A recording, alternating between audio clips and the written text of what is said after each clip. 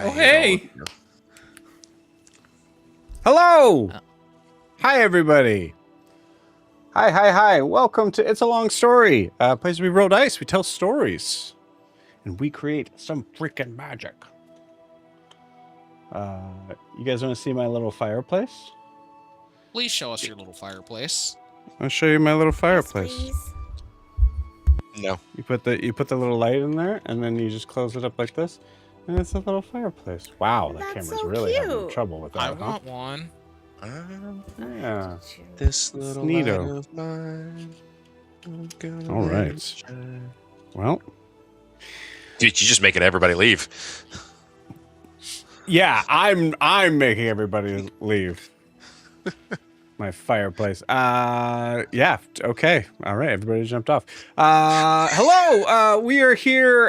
Yeah. I guess we'll just wait for everybody to come back.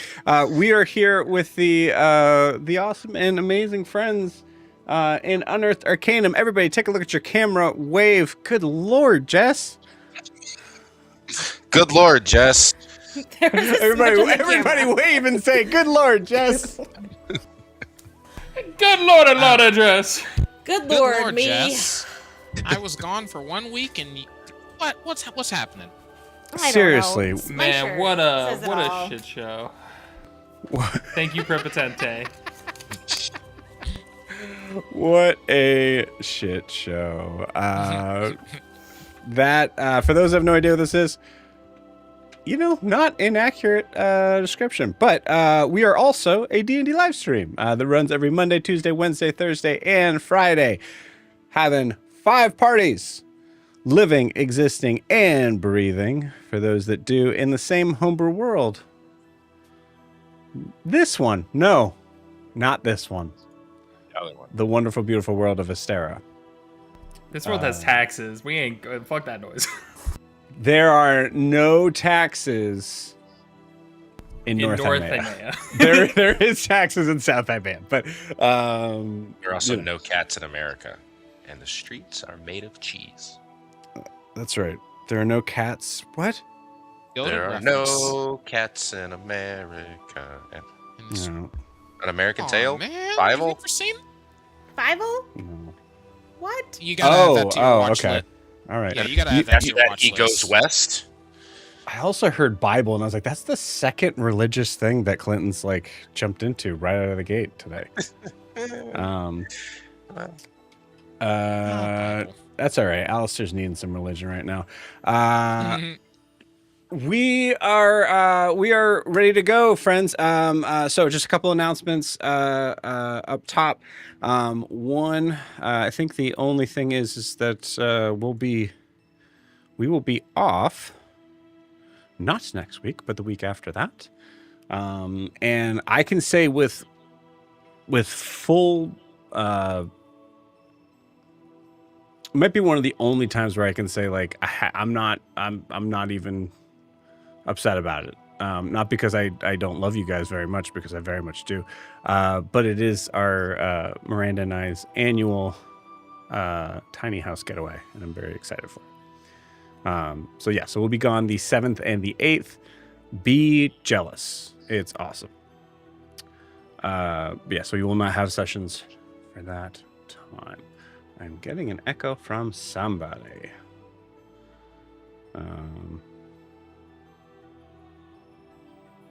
I'll try to pay closer attention to it. But yeah, we are. I believe that's it. I believe that's all we got as far as our, as far as that stuff goes. Yeah, no, that's it. Cool.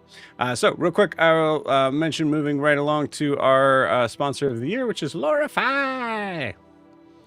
Clinton, what's Lorify? Lorify is an amazing tool that can take your session notes, if you have them, or it can also take your recordings from live sessions just like this one. You plug it in there, and it'll give you a brief AI description. It's really cool. Every once in a while, you may have to go in there and fix some names if you have some crazy-ass names like Ellen Vox or Nalana Nathir, or any other random things like that. Sometimes Alistair. But overall, That was some very good pronunciation there. Thank you. I worked all week on it. But it's really cool if you don't like taking notes, which I love taking notes. I'm just terrible at it because I just shorthand and then shorthand the shorthand. And then eventually it's just a bunch of squiggly lines and symbols that mean nothing to me. And you can't go backwards from there. So Lorify is really helpful in that. It's also fun because there are 5 campaigns here. So we're able to also kind of see what's going on in other campaigns in a very nice, easy to read brief recap. And it's awesome. More importantly, there are some really fun things such as session bingo, which is also fun. I know for a fact we've hit bingo at least twice. It does also do some quotes. They're still working on that one because the quotes it uses, not so awesome. Sometimes it picks quotes that don't belong to me. It goes weeks at an end, even though everybody says some really cool stuff.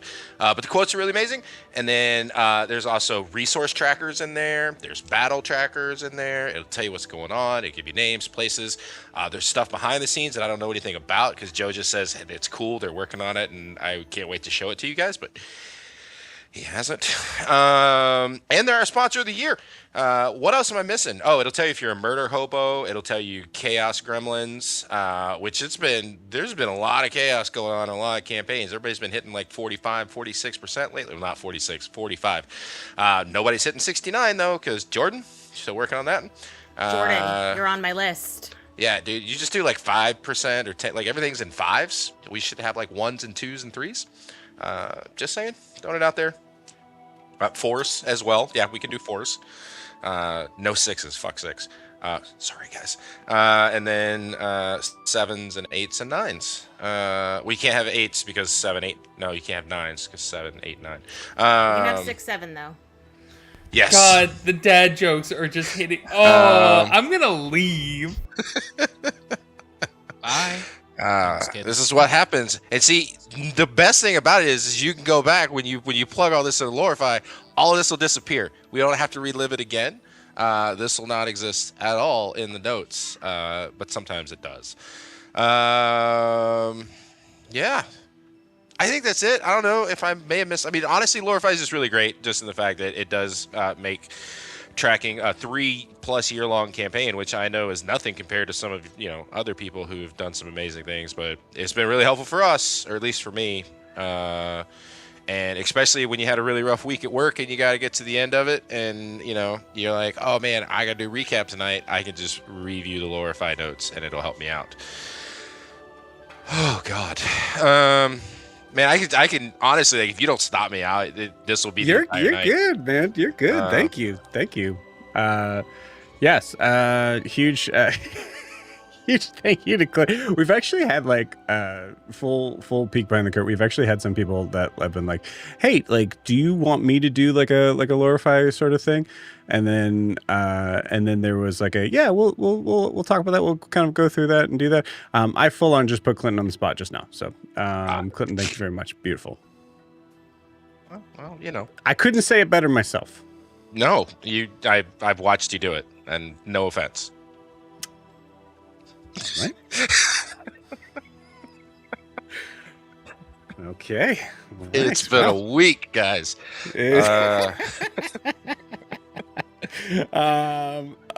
Beautiful. Yeah, so Lorify, check it out. Go to lorify.ai to find out more information, and do the free trial thing. Do it. Try it out. Try it, please. I don't get what you don't like about my my way of like introducing new sponsors. I don't understand. Try it, Please. please. Do you make huge thank you commission to- off that? Do you like get a kickback? Every time I say please, they measure the pitch in hertz, and the That's higher your the percentage pitch, you get back. the more I get in Like referral Lorify code? bucks. in Neopets bucks. Damn, nice. Calling way back. All right, eventually we'll play D&D, so I guess we should probably move on. But wait, no, There's more. there's more. Before we jump into tonight's session, we need to get a recap of where we left off with the party. So Kiki, please take it away. Clean us up. So last week we started out with everyone but Alistair and Bridget outside of the house that tried to eat them because Alistair and Bridget decided to investigate the house as it was actively consuming them. Outside, we began searching the rubble. There were a few non-notable items that may or may not have been associated with Eva's past that we don't need to delve into, that Miri kept finding everywhere. It's fine. We did find something like a treehouse carving from potentially Owen and Gwen. I'm gonna dig into that more when we get the chance. I'm pretty sure there's a heart with an O and a G in it. I don't remember. Maybe I'm making this up. There is now. While we're digging through our past up top, Bridget and Alistair are having a heated discussion on magic. Bridget... the longest pause. I just love that so much. Just the... Oh. Sorry, please continue. Bridget has lost her staff and cannot cast magic without her arcane focus. And Alistair basically said, "Oh, fuck it, why don't you try anyways?" Meanwhile, he is not attempting to cast magic at all himself. The other magic person in the room, just judging Bridget. They start arguing for a bit about the ability to cast magic, Alistair being somehow blunt and unclear at the same time, and Bridget getting frustrated with his attitude. And eventually they find what they assume is a tooth. They do find a body, a skeletal body in the ground, and they find what they assume is a tooth, realizing they're in the maw of some kind of beast. And Alistair tries to convince her to use the organic material, so the beast around us, as the arcane focus. So she tries to hammer into this tooth and disappears, leaving Alistair alone. Up top, we are still looking for a way in, and Gwen realizes that this is pulling ideas from our memory, essentially, and she focuses on the door to the greenhouse, and lo and behold, it slowly appears. And we all enter this space. I don't recall exactly what space this was. It was somebody's room. I don't remember whose. But we enter the space, and we start looking for Bridget and Alistair. We do see the eye. The notorious eye. And Eva asks it very nicely to give her friends back. And we get Bridget back. And then we see that he has a little sore on his eye because Miri poked it in the eye. And Bridget can't heal it without the staff. So we ask very politely for the staff back. And he gives us our staff back. And then Bridget heals his eye with little mushroom spores. It's a very cute, sweet moment. We talk to it and realize that it could come with us. But if we try to take it now, it's going to kill everybody inside, that is us included. So we decide to wait until we get everyone out, and we ask very nicely for Alistair back. And the house shows us that he is kind of in a pit of his own despair, as all of his memories are coming back and tormenting him slowly, because he was being a dick to Bridget, and the house didn't like it. So he was getting punished. So Bridget has to say, "No, let me talk to him. It's fine. Please don't eat him." And she goes down and she talks to him, and he does apologize? I think he apologized. Did more of a like I'm so proud of you. You made it. Yeah. I'm so proud of you. I was right. Yeah. I'm so proud of you. I was right. I knew you could do it. Yeah, I was so proud of you. Yeah. And all Bridget wanted was I need help. Yeah. I wanted you to admit that you Alistair. needed help. That's next season. But yeah, we gather everybody. Everyone starts leaving the house because we can't take him with us while we're still inside of him. So we gotta wait till we're all out. And as we're leaving, Gwyn turns around and asks this memory being for a memory that she's lost. And she gets a memory of her time back at the university where she, I don't know if that was the first time she met Alistair, but it might have been the first time she noticed Alistair when he stood up with her against that professor who was a complete dumbass. And I think that's where we ended it. Yeah. Beautiful. Awesome. Thank you, Kiki. That was perfect. Yeah, I think we kind of ended with you guys. I believe you guys found an opening. Yeah, we walked remember there out. being a We door. left. Yeah. We left. Yeah. The power of Gwyn. We got the Power collar of- back for Miri as well. Oh, Yes. yeah, I do have the collar. Yeah. Yep. However, Brimmy was not attached to it, which is fine because Brimmy is a familiar. So, beautiful. Kiki, please take that point of inspiration. Anything else? Just leave space open for that. I mean, Alistair is just being super supportive, just trying to get the best out of Bridget. Anything else that's not misinformation? Your gentle parenting sucks ass. Yeah.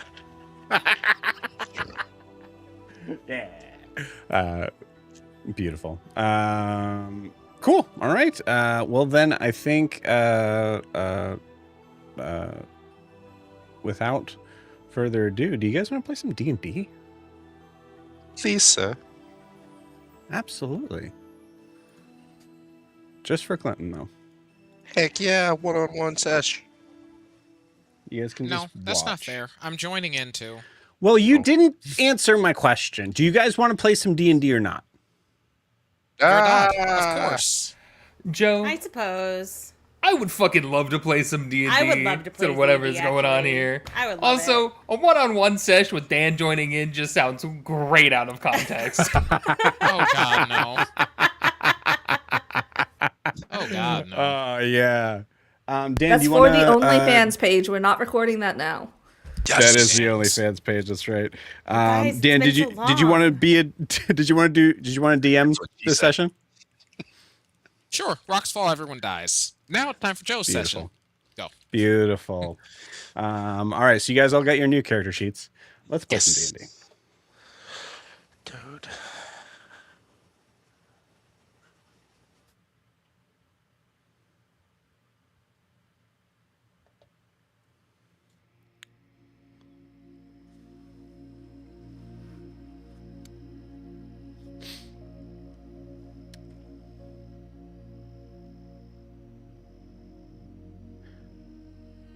The scene settles in on an open clearing in the forest that is covered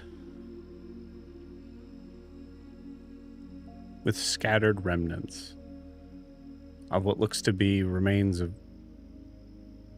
several different houses.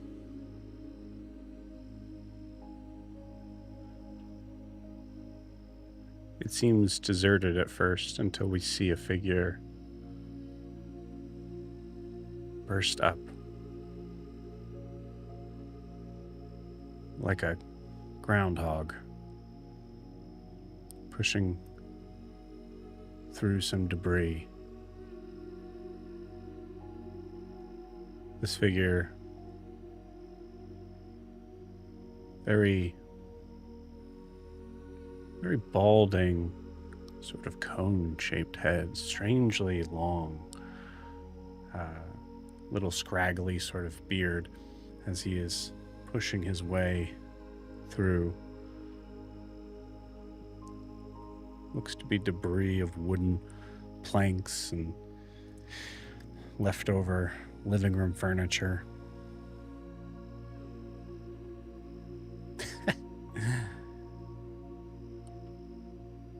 What?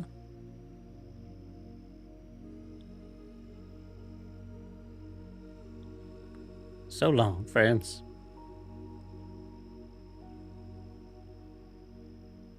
Tried to find you.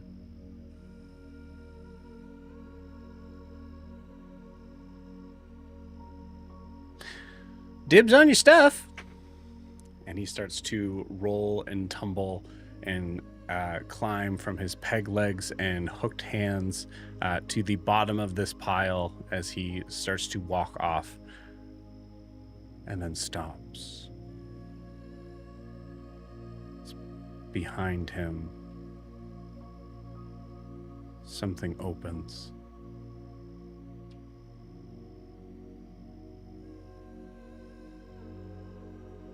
A large, dark oak door, left mostly intact, laying on the ground, opens up.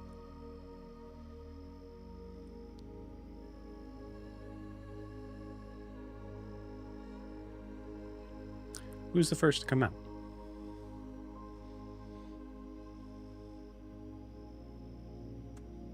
Also, Io, you were with this group.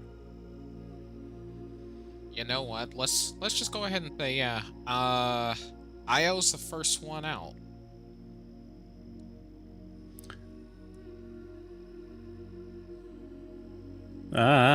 Shit. I mean, hey! Yeah, we're not that easy to kill. Just you, huh? Just you and me? No. Rabbit kind of ran off somewhere, so... well, that's all right. We'll split it, 60-40, because I was here first, so... No. Everyone's alive. We made sure of that.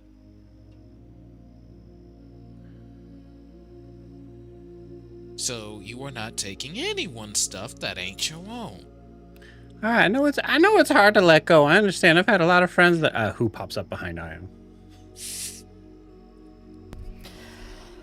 Fingers, don't you dare touch our things. Son of a bitch!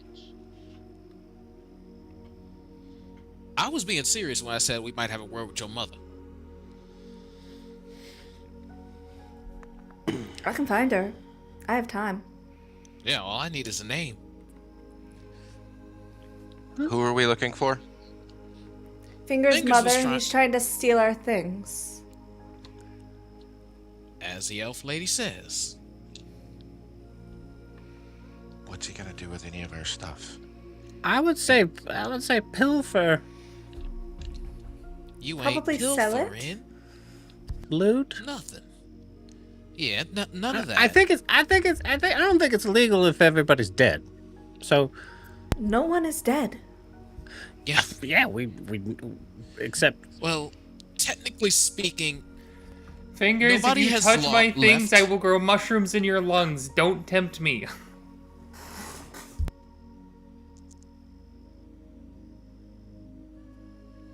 Io's literally doing the I am watching you thing, but with 3 fingers instead of with instead of 3 2. fingers.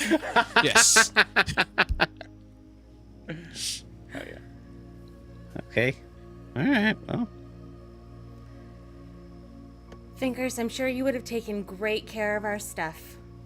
Thank you for thinking of us you and too, huh? memorials. you too. Memorializing us, Didn't but- lose a one of you, huh? Thank goodness. Didn't lose anybody. Thank your lucky day. goodness. Yeah. I did find a corpse down there, so we lost someone. Dibs on their stuff. Sure, you can Go go get in and get it. No, I think we'll all stay out here now.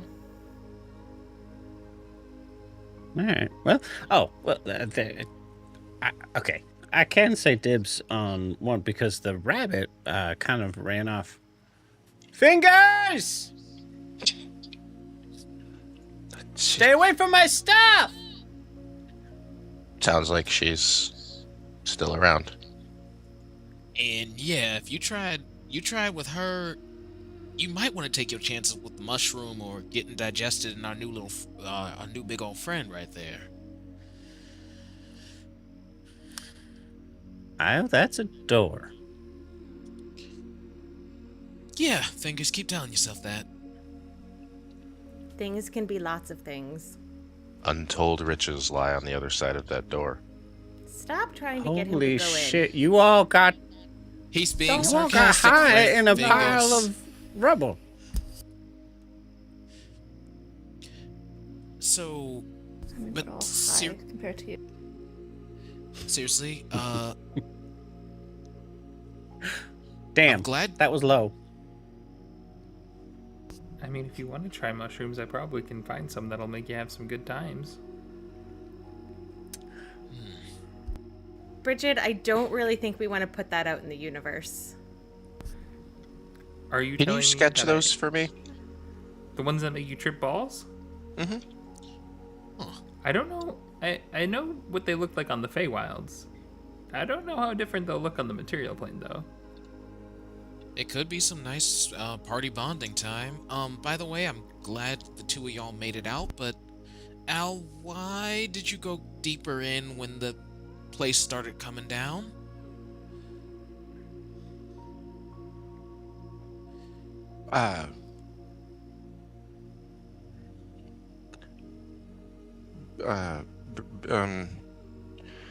I wanted to test Bridget's abilities. That's what we're gonna go with? She followed you. Fingers, did you bring the Okay. wagon over here? Is the wagon? I don't. Is that behind those trees? Is that the wagon? Alistair, give me a wagon hasn't perception moved. check.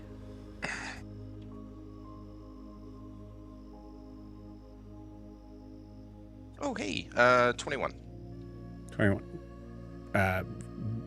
So much more than it needed to be. Fingers has rather beady eyes, so it's hard to tell when his eyes are like wide like this. But as you're kind of like waiting and kind of giving a question, you realize that he is like stood frozen still. And he's not staring at you, he's staring behind you.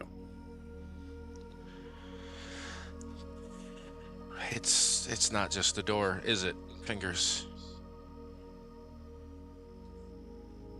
Yeah. I don't really want to turn around. I will. I will too.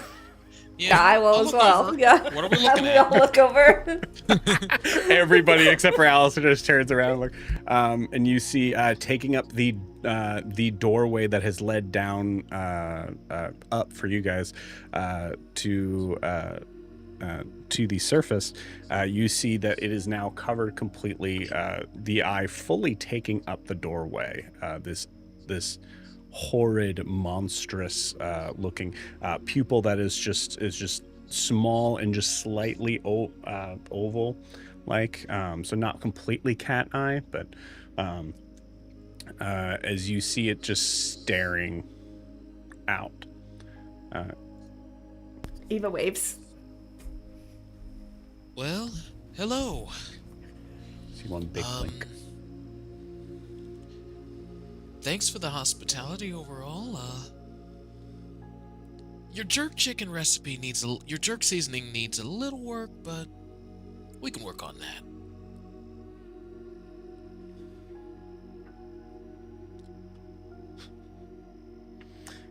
You see pieces of the house start to reform and open up into what looks to be like a. Ira, you recognize this as one of the sort of makeshift huts that a couple of members of your family had made out as a kind of like, let's take some time and learn about the jungle and the dangers of it, as a like horrible vacation sort of thing happened one time. You did survive, but Well, oh man, I was busy trying to pull botfly larva out of Dad's back for weeks. Didn't Hey, wanna relive that's that an thought. inside thought. That's gross. Every Sorry, time you say Jungle. something about your family, it's just amazing. So, how are we gonna... I know we talked about it, He said he could do the thing. He could get smaller. Can you get smaller now? So you can come with us? I mean, She kinda is it look like an around as if it's attachment thinking. on like the wagon, maybe, like to like expand the wagon a bit? Do you like mirrors? Can I find that mirror that Miri dropped? Oh, Or the that I hand handed mirror? back to Miri? Yeah. Yes, your old hand mirror. You absolutely can. I'm pretty sure we could also like imbue it into something. Like He likes mirrors. okay, but we could, and he'll reach into the bag of holding and pull out a small piece of metal that has some runes on it, and something trapped in the runes.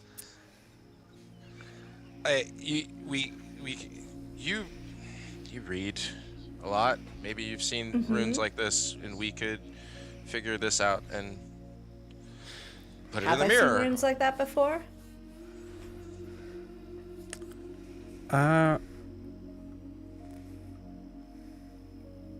Remind me where you guys found this thing? This the was hag Hag cauldron. This is the yeah. hag cauldron. Yeah. Okay, you did this. It's like this big. Okay. Oh, did you take only a piece of it? Or you Yeah, have we the Yeah, whole we cut did. the we It cut was just the symbols out of the cauldron. That's right. Okay, I'm with Yuri you and now. I did. That's right. And nearly released whatever is trapped in it. That's right. Yeah, Eva, give me a. Let me check some things. I'll say, go ahead, and give me an Arcana check. 17. Okay.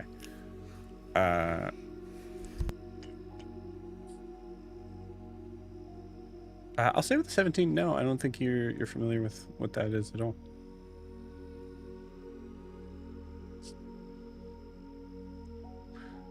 However, you see you do see the door, the eye, blink a couple times and like look from Alistair to Eva, as if trying to get your attention. This or that? Here. 1 blink for the mirror, 2 blinks for whatever the heck that is. Okay, the mirror. He likes my idea better. Do you think he doesn't like the residual magic attached to the cauldron, or? It wasn't a contest. I was just saying we could imbue it into something. It was just okay. No. I'm Well- walking up to the eye. You walk up to it. You see it kind of stare at the bottom hinge and top hinge of the open sort of doorway. Give me an insight check.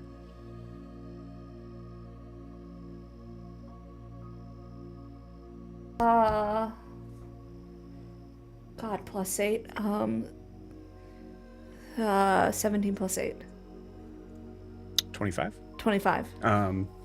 Cool. With a 25, you see that one of the steps to do this is to close the door, which is interesting because it opened the door. But you see it's working really hard to kind of try to tell you some things on how to make this work with only being able to answer yes or no.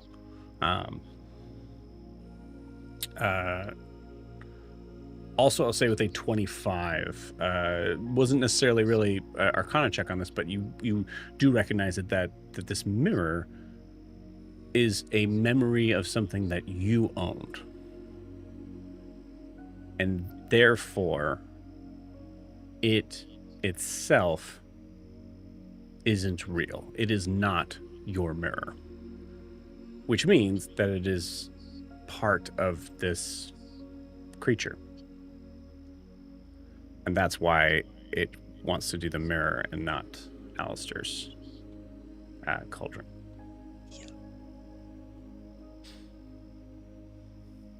What do you do next? I will close the door and hold the mirror against the door. Cool. Like face down? Yeah. Cool. You got it. I need everybody here to give me a dexterity saving throw. Oh boy. Oh, wrong day. Natural 20. Beautiful. Oh, 14. For 29. ooh. 20 even. Not natural. 18. 22. Okay. Yeah, you all did pretty good. I would say 14 just saves on this. And Fingers was far enough away that you feel the ground shake and move as you start to see that the piles that are collected in random sort of spots start to shake. And the ground itself seems to kind of sink. As Eva, you with a nat 20, you get the idea of like whatever's happening here means that there's gonna be a big difference in ground. You're able to kind of hold yourself sort of steady, but you may want to back up.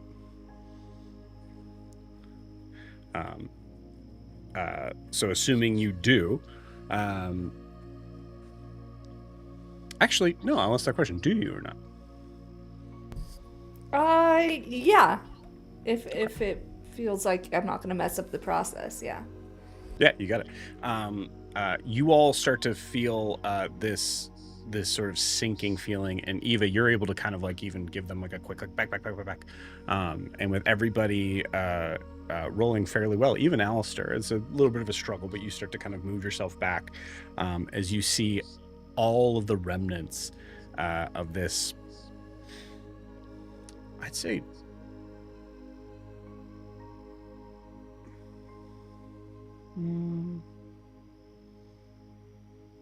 like 100 square feet starts to sink into the earth.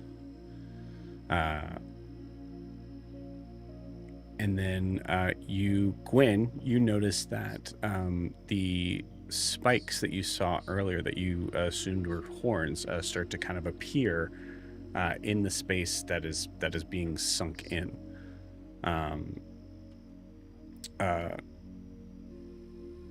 However, you notice that as the ground is sinking in, the horns themselves were actually really only maybe sticking out of the ground maybe by like a foot, and significantly far apart from each other. And now you can see that they're starting to kind of converge. And as they converge in, you see what looks to be just the like sort of top part of what seems to be the massive skull of some creature. The mirror is laying on top of that. So a huge sort of like crater in the ground now. Awesome. I can't get that. Someone needs to go get that. I'll get it. I'm on it. I will absolutely go check. Gwen, do you know what that is? Gwen has already called Houston and is flying down. Gwen. Beautiful. Also, actually, Gwen, I'm so sorry. I didn't even mention this last session because it just didn't come up. Houston did disappear. Houston did not survive. Okay. Yeah. Never mind. I don't call Houston.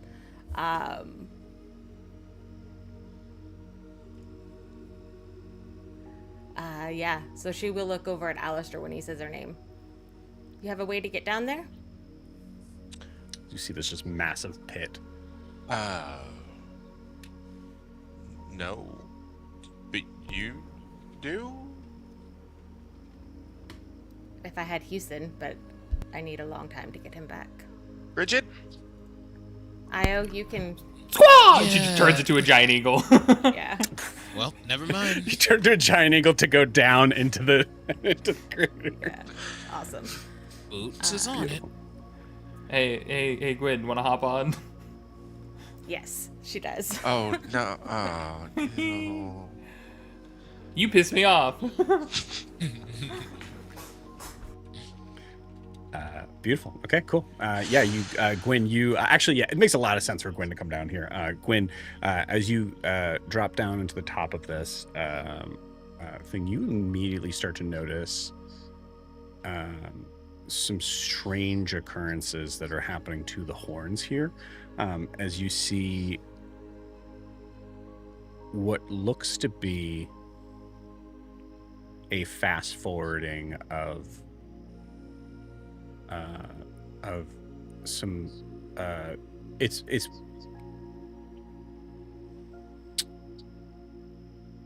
you noticed before that the horn structure seemed to have this weird sort of like, it was like bone, but it was kind of not, because it didn't feel quite correct. You notice there's a like, bones have very little decay to them, but you notice that immediately this seems to kind of like fast forward into Fossilize really quickly or something. Yes, yeah. You notice that it like seems to thin out and as if no longer being held up by something anymore. Makes sense. But it is still there, so which means that it wasn't not real. It is real. Awesome. She is taking everything in, making mental notes. Very happy with Bridget. Make sure you get a sample. If you just scrape it. You know, a chance like this doesn't present itself every time. Io's gonna fly down there too. And he is going to just explore it, and yeah, he is gonna take his own little scrapings. Put them into a little jar. Okay. Yeah. Eva,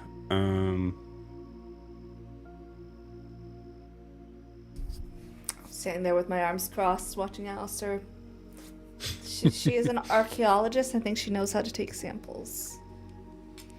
Yeah, I know she knows. But I want to be there too, and I can't. I know she knows what she's doing. I think my Evemux refreshed as Gwen was muttering to Bridget, does he always tell me what to do? Like... No. Oh, wait, I can't talk. Squall! You can't talk. At that point, you actually see the hand mirror that is left on top of things seems to kind of like shake slightly. But weirdly in like a sense of like something that is exerting so much more effort compared to the house collapse and the things of like transporting you guys to different places. This has significantly, because of the size this creature is now taken, it is now significantly weaker in this state. But you do see it kind of like seems to kind of almost vibrate. Io's also going to answer Gwen's question. He says, most of the time he doesn't have to tell you. You guys are usually on the same wavelength, but he going through it right now. Right. Okay. She's going to turn to the mirror and say, I'm going to pick you up now. And then pick up the mirror.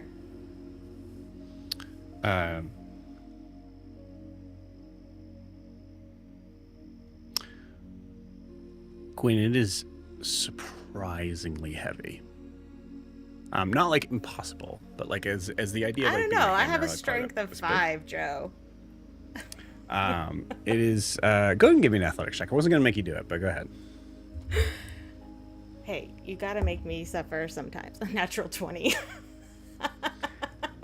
Cool. You do have to two-hand it, but it is something like you like with a nat 20, you start to kind of pick up, and you immediately like kind of recognize like there's almost like this like sword in the stone sort of thing of like, man, okay, Yeah, all right, like, nope, okay, that got makes it. sense. Mass doesn't disappear.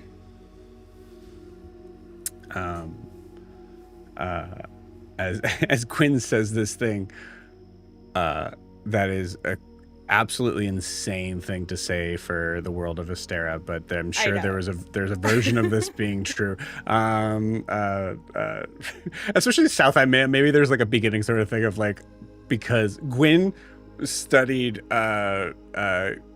Gwyn's grade school was in South Imea, where they like really tried to kind of pretend that magic didn't exist. Absolutely. While a red tiefling girl was sitting in class. Anything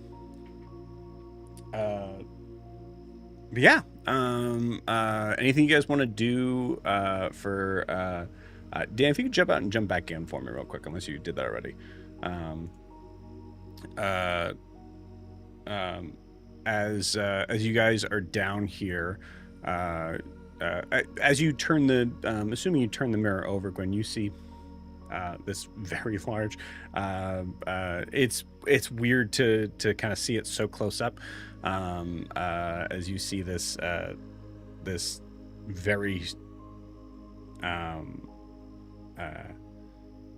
what is now like kind of like overly saturated kind of version of this eye, as you see it blinking, and it's blinking kind of quickly, like it's trying to kind of get used to this new form. Did the skull/bones look sturdy enough to stand on? Yeah, you would have to be standing on it with the mass of this. Granted, you only see like, so you only see maybe like the equivalent. You don't even see where the is that possible? Like, yeah, you don't really see where the horns even necessarily connect. You just see like this circle of like the very top part of the head of whatever this thing is. But yeah, you guys can. What do you guys spend any time trying to figure out what this thing is? Yeah, Gwen would absolutely. Yeah. During that time, Io's flying around, sketching it from like different angles to try to get a full scope of what this thing looks like, front view, top view, all of that. Okay. All you can see is horns in the top. That's it. Okay. So you can't see any other feature at all. Features. Okay, yeah. So it looks like the rest of it is lower into the ground. Gotcha. Well, yeah, he's gonna sketch everything of it that he can see. Let me see. Hey, Boots, would it be possible for you to change back into yourself and possibly, move the earth out so we could see the rest of it? You can shake your head no if the answer's no. All right, fine. Fair. It's no because I'm out of wild shapes. That's fair. Yeah. I get revert back. Okay. Let me see this. This might be a little bit of shenanigansy, but can Io use some of his studying, like whenever you would have taken like any type of like course that would kind of tell you like speculative whatchamacallit, like based on bone structure and how something might have looked? Is there any type of like, I guess it would be nature? Can he make a nature roll to kind of sketch what the rest of the head could potentially look like based on like bone positioning from what he can see? Anatomy? Yeah, anatomy. It's tricky with the amount of what you guys see right now, but I'll give it to you. I'll give you a shot at it. Go ahead and give me a nature check. Alrighty. Gwen, what are you doing? Good luck. Gwen is going Not to terrible. cast True Sight on herself to see if this counts as a hidden object. Quick question with when Gwen casts True Sight. What does she? She's not looking at Io. She's not looking at Io, but if Io's kind of looking at her, does he know what it looks like when she's about to cast True Sight? Yeah. He's gonna make sure he's out of her field of view at all times. She literally has to put like eye drops in her eyes for this. I'll say for both of you, a conversation would make this not having to make you guys have rolls for Gwen to die again. Okay. Exactly. I will give you that. Because otherwise, Io, there's no way you could do a nature check if you're not, Being able to Gwen see her. is gonna Yeah. be like, hidden objects. I wonder if I could see the whole thing. And that nature check was only a 12, so I know I ain't got nothing. And then she's like,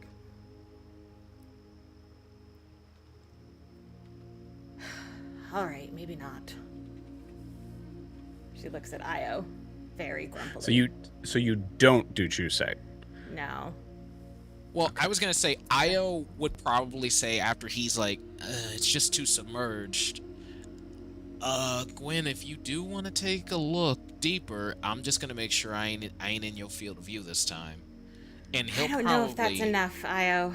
I don't know what's going on with you.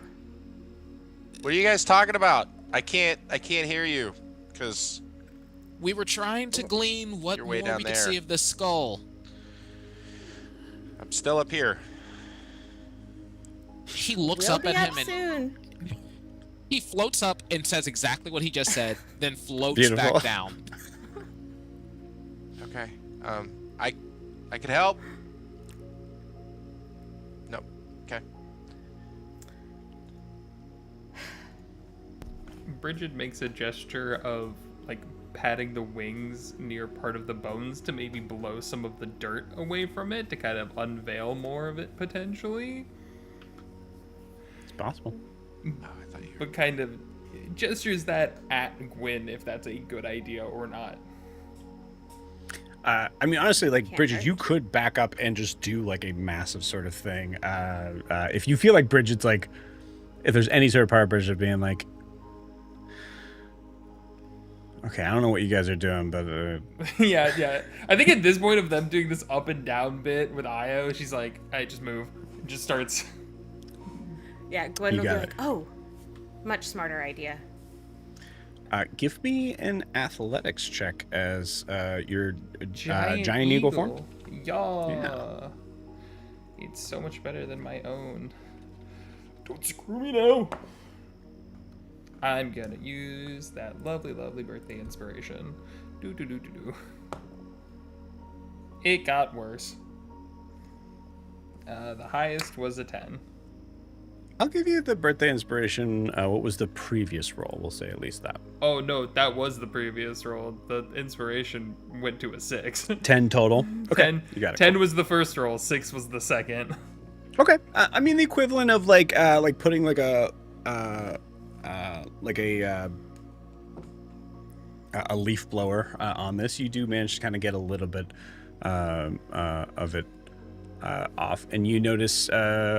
I will say now at this point, Gwen, you see that there are other smaller horns that are starting to appear towards the top part here, but significantly smaller. Do they look like they could be detached for further study? Like, You assume they're attached, but you could detach them possibly with something strong.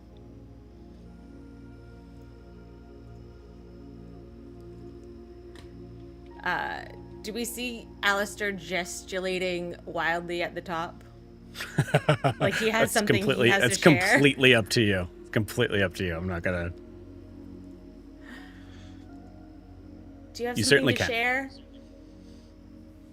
I have tools that could help. Okay, if- great. There's a way you could get down here. Somebody you could ask.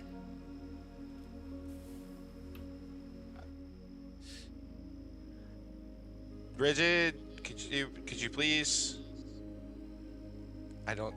Can you get me down there? Is she talking about The you? words are, No. I need help, please. Wow, that's a little bit of you guys' normal dynamic, believe it or not. I actually kind of do. Could you please help me get down there, and then I can help you guys? Fastest she's ever moved, flies right up next to Alistair. I'm sorry. I'm so sorry. Please don't. And I then don't she just wanna- turns around and holds her wing down for you. Okay. Just. Hey, do you ever would you let me take a feather off of you before you turn back? Don't push it, Alistair. Well, I don't know what could happen. Thank you. Io leans over to Gwen and Oh, he look. says, "This is actually, believe it or not, major progress for him. This would have taken a week about a couple months ago." Bridget isn't a dick and nosedive into the hole. She'll Well, gently- before you do that, because I was trying to say something to him Oh, yeah, before yeah. you left, I was going to say, Yeah. oh, look, you're learning, and I'm going to give him a bardic. So you have 10 minutes to use a d10. Beautiful. Thanks. Gwen's gonna look at Io and say, I don't know. I didn't realize that patience came with memory. Bridget, mind's did a you say that crazy you thing. Did you say that you nose dived straight down? Like, No. like as hard as you could? I said I'm not.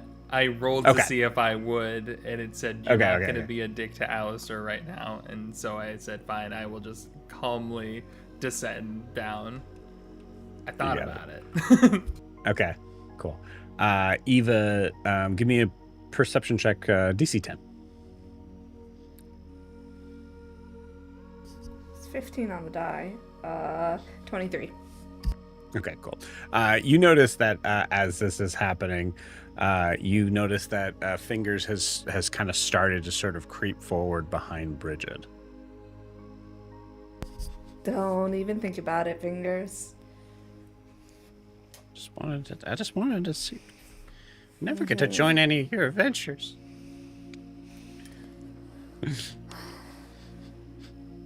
Why don't you go find the rabbit? Okay. Yeah. All right. Rabbit. Starts to run off. Okay, cool. So Alistair, you fly down with Bridget. Hey, quick question. I know the rolls already happened. We've already done it. But unless you want her to try again, or if you'll let us try again, if you get down there, can I ask her flap her wings again, and then give her the flash of genius? So her last I roll think of 10 would be a 16. I will say with a flash of genius, as long as you kind of describe the sort of RP of how you're able to sort of notice this. Alistair, you're very well versed in the especially in the idea of how things would be able to be adjusted to certain changes in just general sort of biological sort of effects. Those are things that I would argue that Alistair, you probably tried to learn as much as you could from a science perspective, maybe to try to get maybe because at some point in time you tried to kind of get close to Gwen that way, as you noticed that she seemed to be interested in that stuff. So you could try to convince Bridget on how to do it a different way. I just realized that I just gave Alistair not only permission but incentive to mansplain. I'm just realizing that now. But I said what I said. Who better? So thank you. So I was just noticing when you were, and we obviously want to try and clear some of this out, and we have certainly, I have tools, but we could also just move some of the dirt out of the way. Maybe Bridget, if you just a little bit and kind of just move over here. I think it was the angle that you were at was kind of more direct on, so we kind of want to hit it at a different angle, like right around there, and then if you I think she flies up 10 feet and makes sure that when she does it, it also hits Alistair potentially with the hole. Okay, I was gonna say there is also a sense of there's a meaner and worse way that Alistair could do this. So there's a possibility, Bridget, you did kind of connect that a little bit, but yeah, also Bridget, you owe him a couple. So absolutely. It was an accident, I swear, Alistair. Cool. Well, hey, there's still this flash of genius coming. Yeah. So Yeah. Reroll that. Yeah, go ahead and give me that other, and then add your flash of genius, plus 6. Cool. Wow, I just can't roll for shit. 11 plus 6. 6, so 17. Yes. So I think 17. as you flap those wings, you can like it's like the force. I think is just you see the wind kind of coming, and as it goes right at Alistair, it like whips around him a few times and then just picks up strength as it glides forward past him. So it doesn't move him. Yeah, there you go. It was intentional. Yeah. Excellent. Good job. Cool. Yeah, you're able to move a significant significant amount of more dirt that has been like actually more of like packed in here as whatever form this this creature that is now in the hand mirror took seemed to be able to solidify a space sort of underneath. And you know, Alistair and Bridget, you know, like was also further underneath as well. So I think with that push,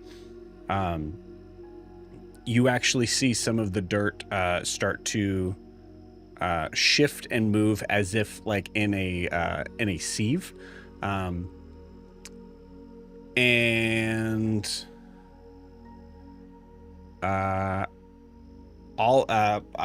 the ground starts to kind of like quickly disappear around you all. And thankfully, Alistair and Gwyn, go ahead and give me a dexterity saving throw.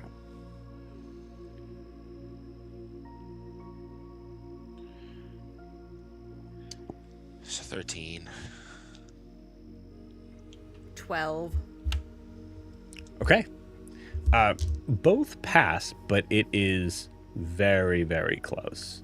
As you feel that a significant amount of dirt, Alistair, you're realizing now at this point there was this big open sort of space in the what you presume to be the teeth of this creature, and is now compacting back in because of that. So now it's basically caving in on itself. But that is pulling a significant amount of the dirt away from the skull that is now kind of coming up onto the sides here. But I would say with that 13 and 12, you guys are pretty close.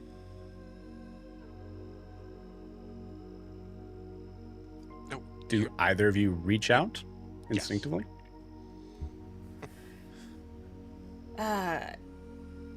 I think Gwen is more focused on keeping her balance, but she wouldn't flinch away if he reaches out. You got it. Alistair, what was your response?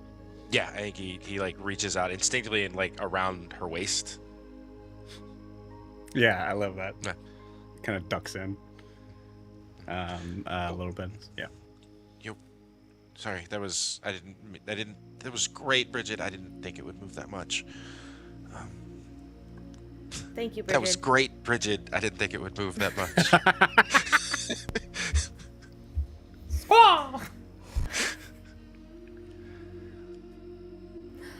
All right, let's see what we're working with.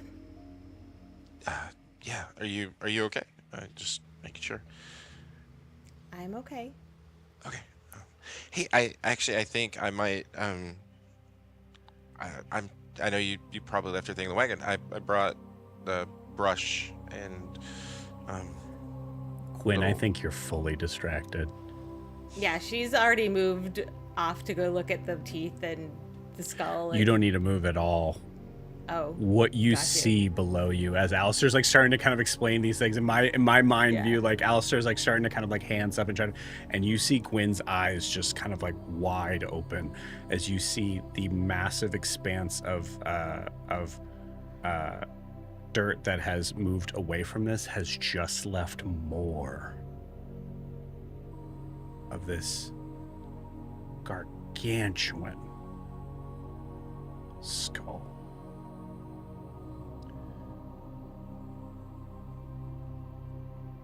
Gwyn, go ahead and give me an investigation check or history, either one. We'll go history. for a 23. Make it a 29. Beautiful. I say you can tell you can yell at me for this, but I think for a split second as you're thinking about this, you see a glimpse of you and Alistair in a memory and him pointing at a book. Okay. Yeah. A momentary sort of like lapse of like a time of Gwyn and Alistair in the library. Gwyn, you this memory kind of appears a little bit, and in your brain as a thing of looking over a book that is specifically dictated as a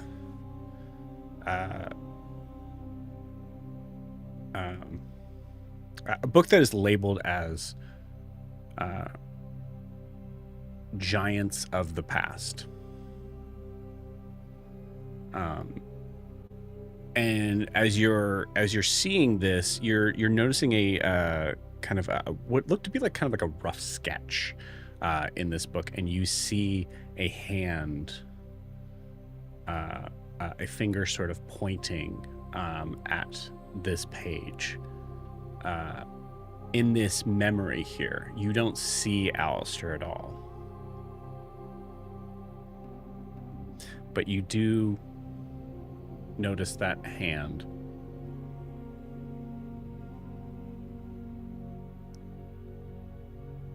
Could be Alistair's. Could have been someone else's.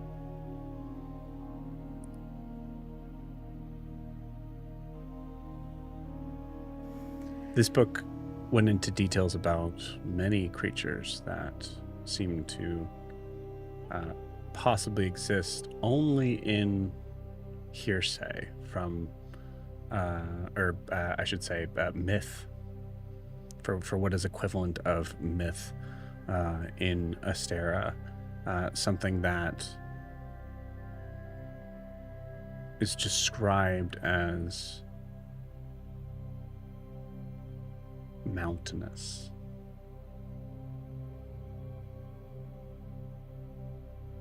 Looking at these horns, how they're protruding,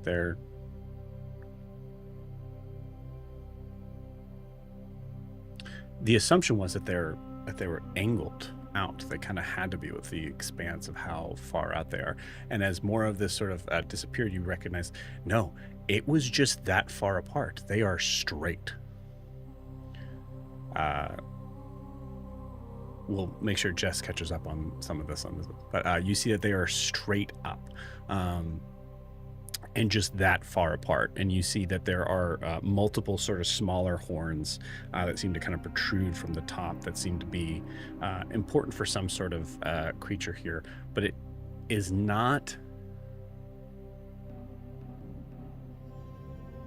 Its shape resembles something that is like similar to a lizard-like creature, like a crocodile or something similar to it, except for those giant horns. But it specifically does not show any sort of resemblance to anything draconic. With a 29, Gwyn, you remember a creature that was described in story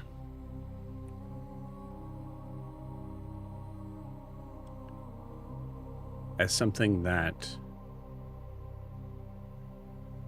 roamed the land as if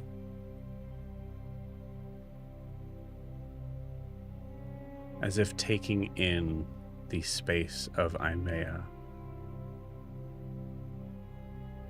to what would be an equivalent of an island.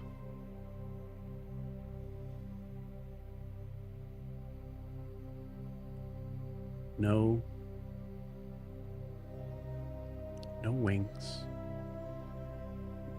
no sense of understanding how it would be able to exist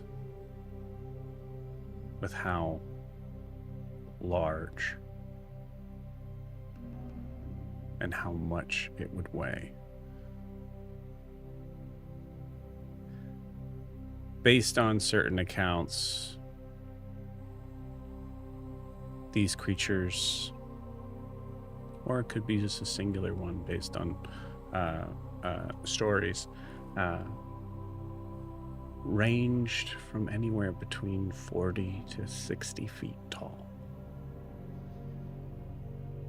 and even longer from head to tail.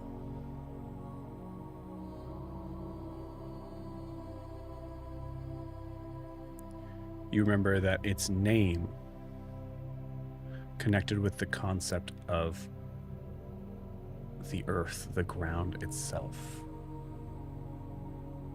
Terra.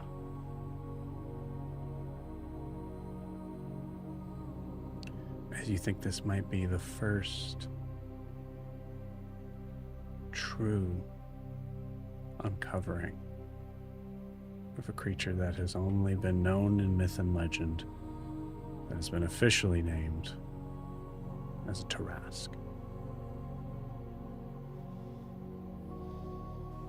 I think she just fully sits down and like puts her head between her knees and is like having the Jurassic Park moment. Mm-hmm.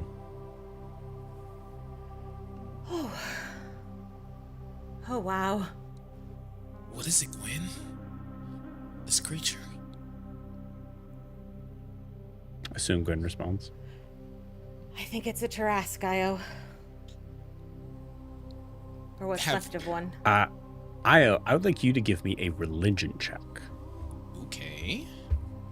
While he does I that, don't Joe, trust this die, so... you might have just used the word crocodilian as a descriptor, but is there any similarity anywhere between this and like the chimeras in horn shape, in any sort of concept at all? It's, I would say, without really being able to kind of recognize too many details of this, it is interesting that something that somewhat connects in the what is again only assumed. This creature's never been found, but the assumed sort of skeletal structure of this creature would seem possibly similar. The horns, is a difference, but yeah, could be similar. 17, by the way, Joe.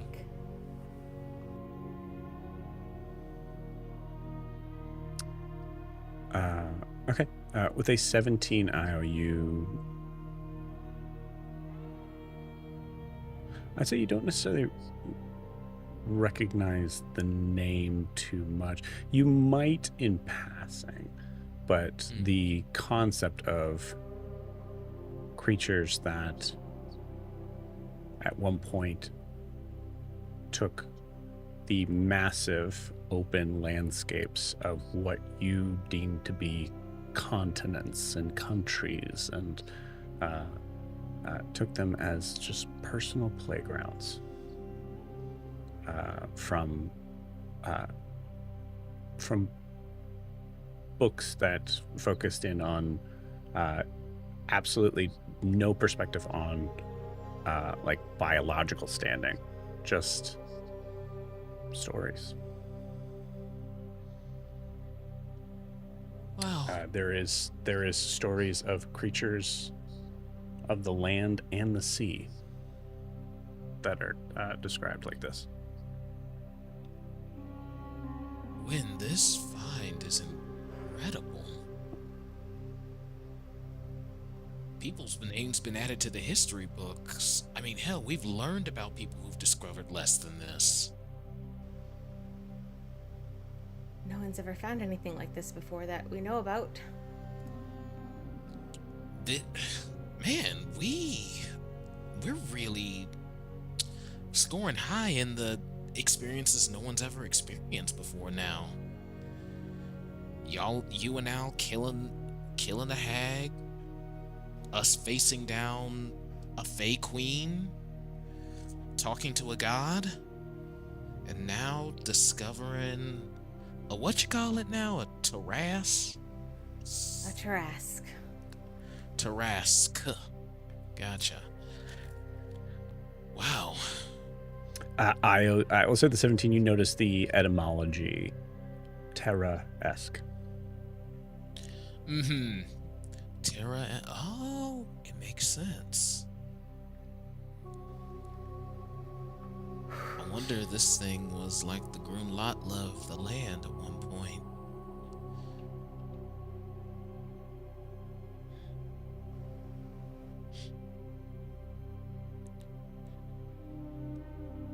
It will take a lot to uncover this whole thing. Yeah. We need to... What do we need to make a portal to come back here again? Frigid. I don't think we can just leave this. If we leave, someone else could come by and Claim take our this discovery away from Gwen. And unless we plan to cover it, and I don't know where we're gonna or how, and potentially damage whatever this is, but I would like to know a little bit more before we just dive into this. If there's more you can share with us. All I remember is a book, a few stories.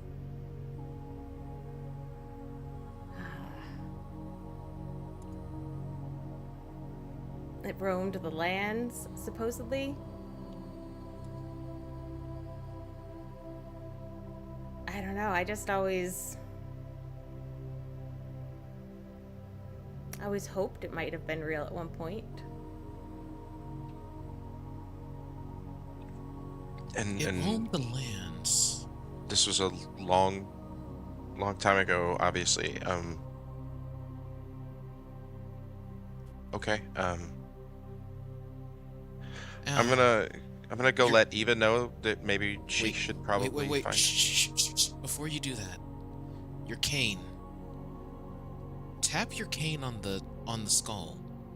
See if it reacts to it at all. Why would his cane do anything?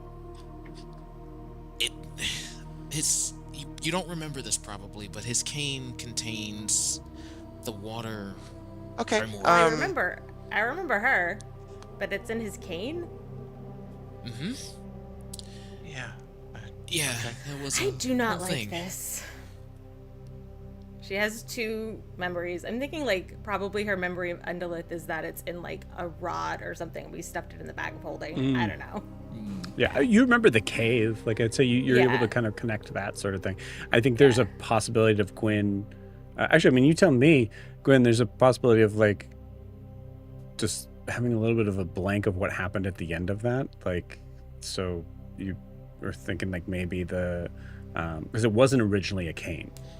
So Right. like possibly the idea of that entity was left alone or destroyed in some way, and I think you're starting to kind of connect that it wasn't. And I imagine that her memory of hating Undulith is not gone. So I Emotional imagine memory in she's that filled way in would the blanks absolutely of- connect. Yes. of like every time we take this out, she causes problems and is an absolute bitch and just the worst. Yeah. Sort of thing. You let her in your cane? No, that's a different. We'll deal with that later. Why would we want it to tap on We're the not- Skull I'm Isle? not- Why do we want her involved at all?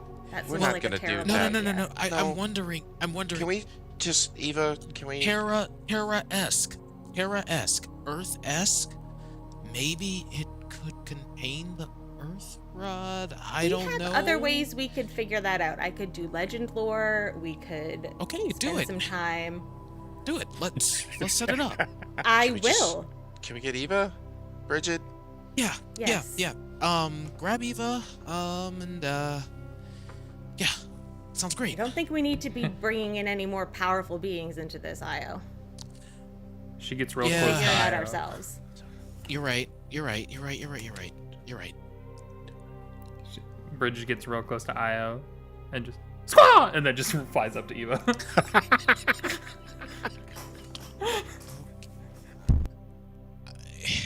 I take it Bridget was There's just saying a hesitation the of same just, is Bridget gonna squaw and just you fly up to Flies Eva. up. Oh, did they get stuck? Do they need my help? Squaw. Offers a feather. Offers a not a feather, a full wing. Yeah, climbs on up. Whee! All right.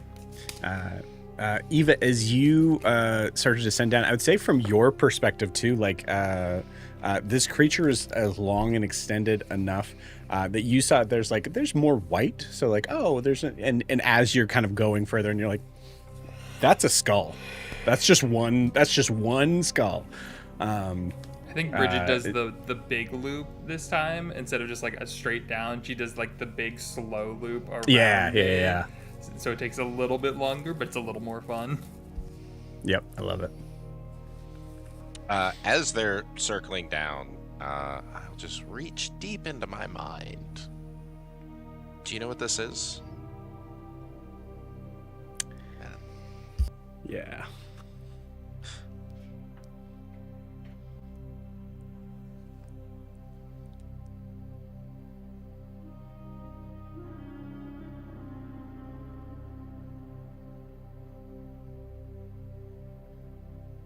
I know what this is. Testament.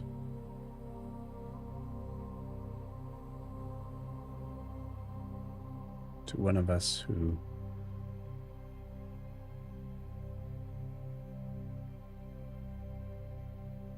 tried to prove something.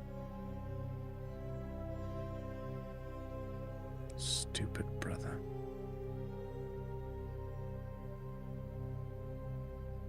Horrid, foul beast.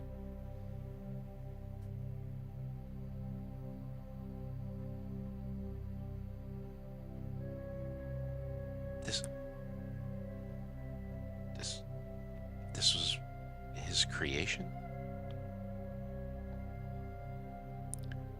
One of his first.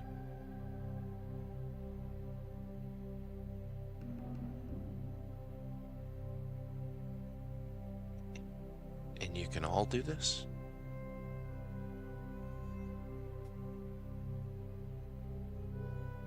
We can do anything, Alistair.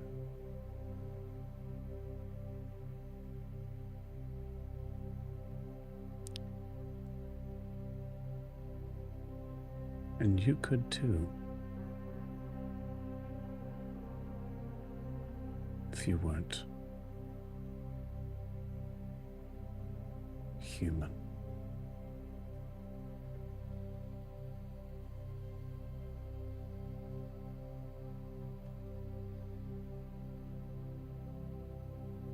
What did you do when you were together? If this is what you could do individually.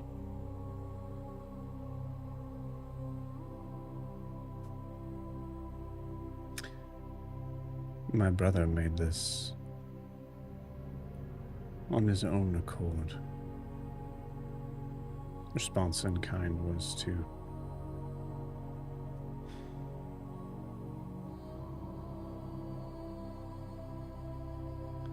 I was less concerned.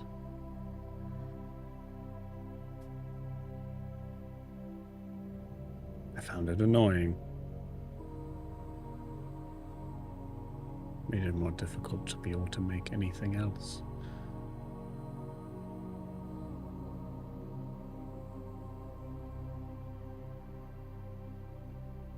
My sister convinced me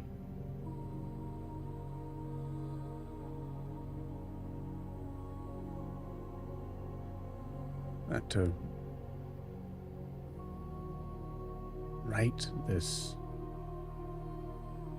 wrong, this abomination,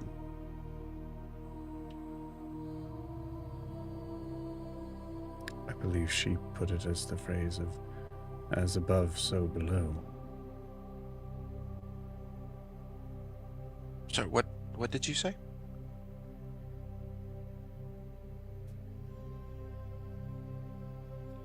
You need me to repeat myself the whole thing?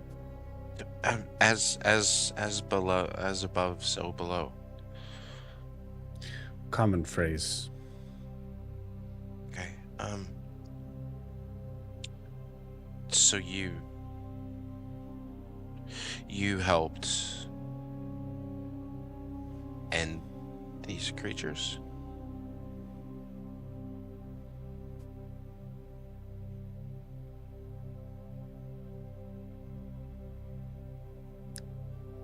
Eventually.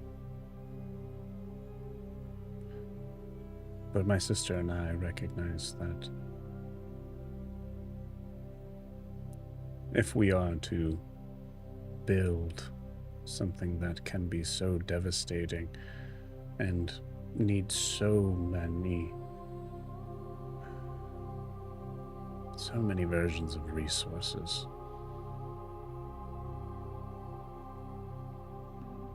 it only made sense to make something similar in my territory.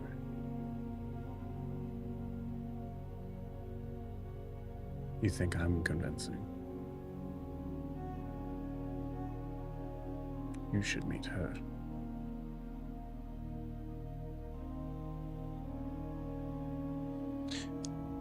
When you made your creations, had she made any yet? Oh, yes.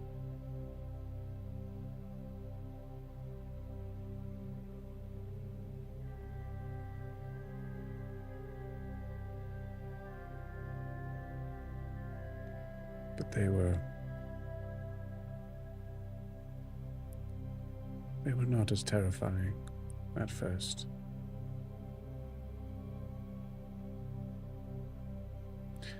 My brother made the first mistake. Overstepped his bounds. Thirst to make things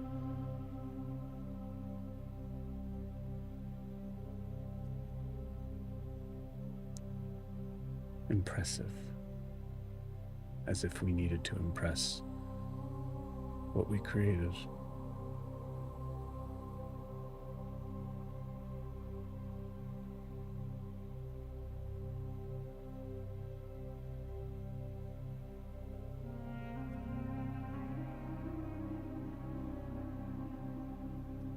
Humans.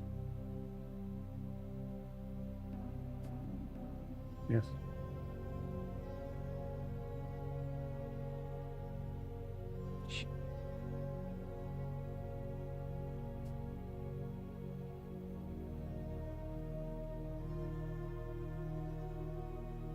So they're upset because humans ended their creations? And they locked you away for what you did? The devastation that you brought trying to impress humans?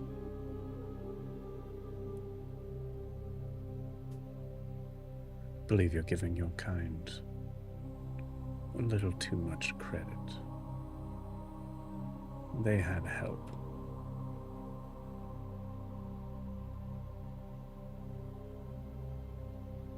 Why don't you ask your sharp-eared friend there?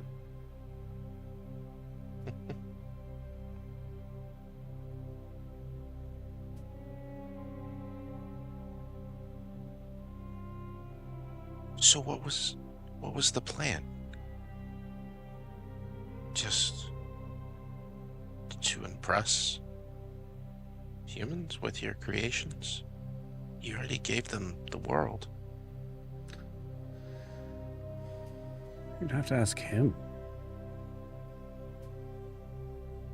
I was very happy in my domain. I thought I should have a little bit more room compared to two of the others. Well, I guess that was the second biggest.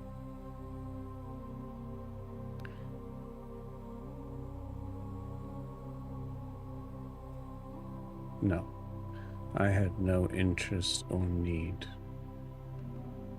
to impress you, Alistair.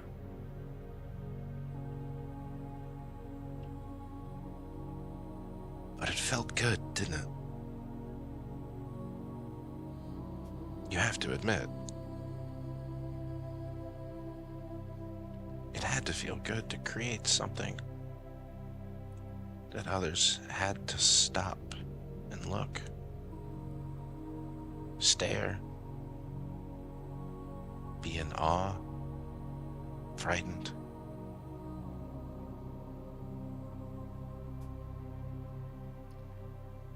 You'll have to ask my brother that. See, the beauty of my domain is that without interfering, you don't have to see my creations.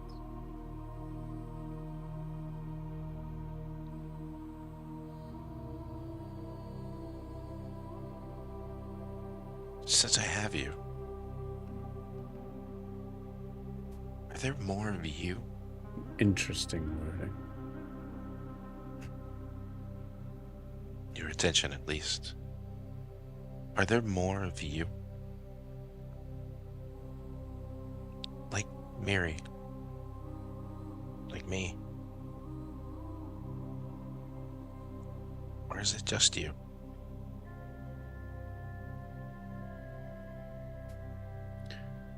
I don't get your meaning. You're describing gods and ants as equals.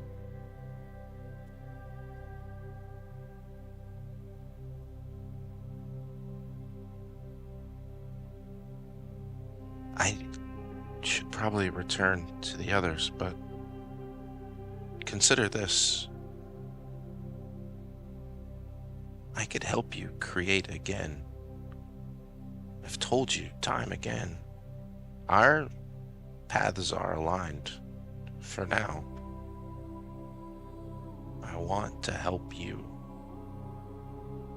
be the best version of you. But it would be helpful to know if there are other versions of you or not.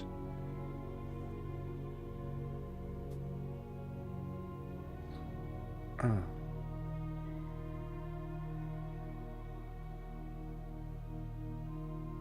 Besides the obvious, no. There is only me. And I have already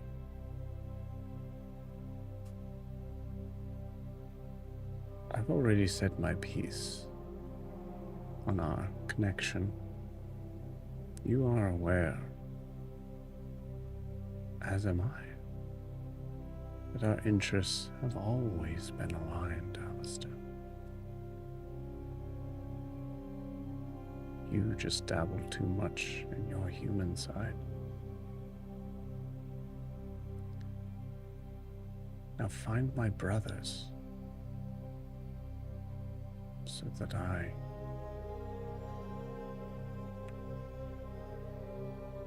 can help you make wonders.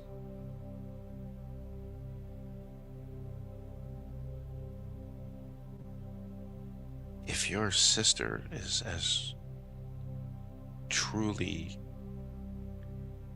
convincing as you say, why not her first? She could help us with the others.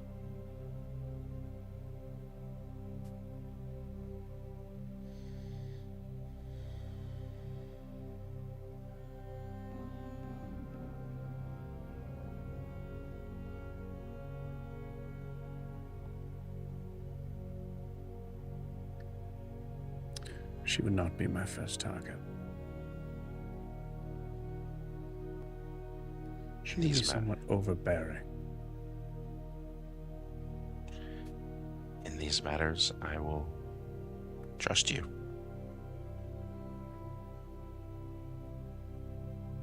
I can't imagine that you would lead me in the direction of anything that would cause you harm.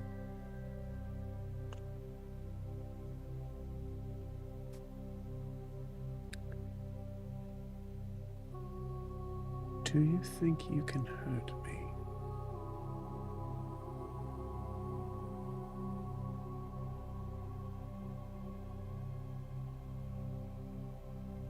I know you can be hurt.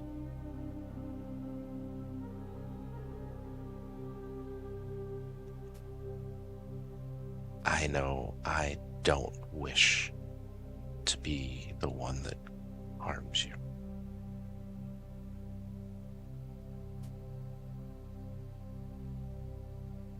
Know this, Alistair.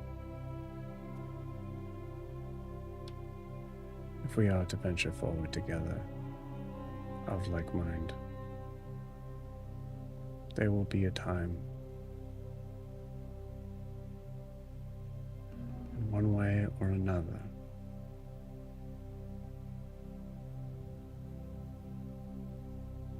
where you will go too far, and I will have to humble you.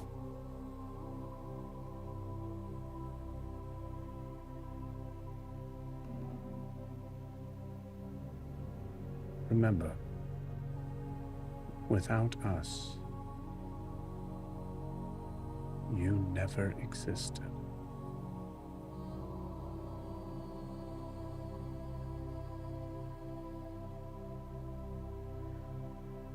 You're welcome.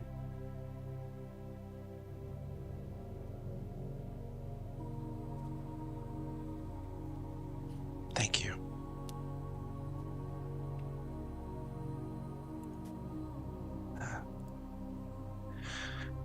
I appreciate all of the help that you provide. And I want nothing more than to give you the opportunity, the chance, the place to do what you love.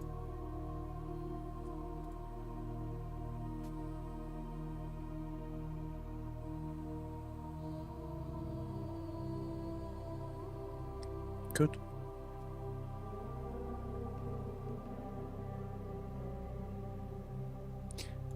You feel at this moment, Io kind of give you like a hard sort of shake, as you have been just out of it for this time.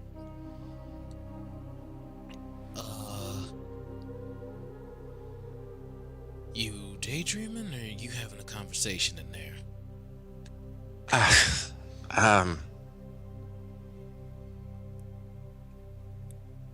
Trying to rebuild the Mind Palace, and I was reminded of Gwen. She shared a story with me one time, and I was trying to connect all of the pieces. You had read a book about these creatures. There was some belief that maybe these were specific creations by specific deities, and I was thinking that maybe not deities, but instead the primal gods, the first ones, the rods of creation. Joe, do I remember reading that in a book? What specifically? That something like this, a Tarask, could have been created by like a god or something. I would say no. The concept of like creation really has only been only established in the book that Bridget has. Everything else, there's certain other like sort of concepts and ideas that they're one of the very many gods were involved in the creation of consciousness and things like that. But yeah, I think it's something that is speculative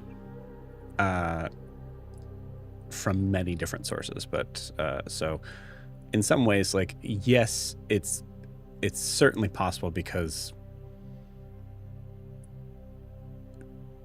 there are many different sort of like things, but like no one knows School for of sure. thought. Yeah. Yeah. Do you remember the name of that book? Because it is not ringing a bell. This was also Alistair's way of trying to give information and using the fact that Gwen's not going to remember it. Right. Yeah.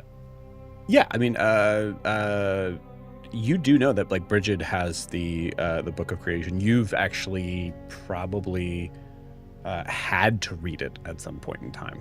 The very like basics of this. So this isn't news.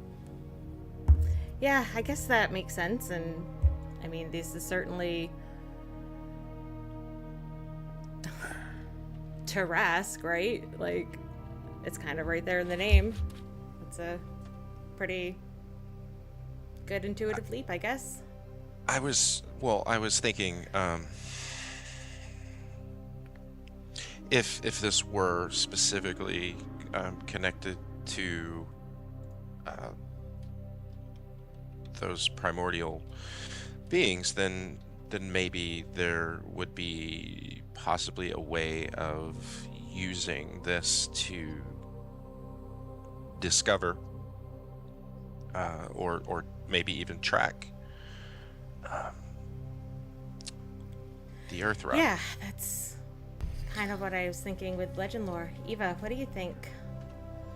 I have a Been question, flying Joe. around on Bridget for a while. Yeah. This thing is massive, miles long, I'm imagining.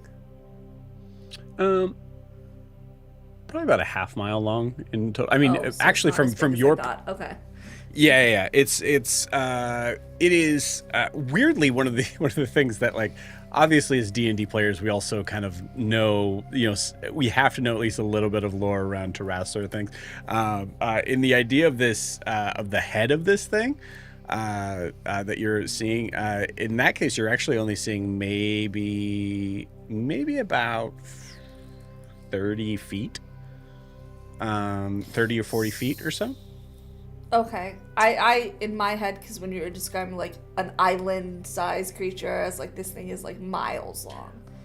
It was so what I'm not an island-sized creature, a creature that saw the continents and countries as if they were islands with how much bigger they are. Oh, I thought you meant it was like an island-sized creature. Okay. Oh, no. Yeah. Okay. No, that's crazy. Yeah. That's crazy. I have no input then because my whole premise of thought has been based on that island size. Okay. That's all I've been thinking I will- about the last 20 minutes. You got it. Yeah, I will say you do notice, Eva, this is just the skull. So there is like a realm of, and I was but kind of it's trying like- to hit back like at that 30 point. feet long. That's not very big. That's like a dragon-sized skull. That's not a very big creature. It would be the biggest Skull is dragon 30 in. feet. Yeah, Just the yeah, skull is 30 feet. So you guys, I don't have great perception. This is like Physical spaces. My spatial awareness is shit. It's like a school bus size. That's Yeah. how big I Skull. imagine dragon skulls are. No, smaller. They can be Depends on the like age. ancient dragons, yeah. But I will say, for the sake of like of this world in here, first off, like in all of Astera, it's a basic sort of like understanding or assumption that like dragons don't exist anymore. It just doesn't, like, they've just been so rare to have been seen or spotted or by anyone that would be reputable in this. So like you're aware that dragons existed because of the remnants of them, but none of them, no remnants were ever found to be anywhere close to this size. Okay. I got nothing. Nothing to add to this conversation. Yeah, I will say this though, Eva, as you're looking at this, like, this has storybook material written all over it. A little more on the adventure side than maybe what you're used to, but there's some very interesting story potential here.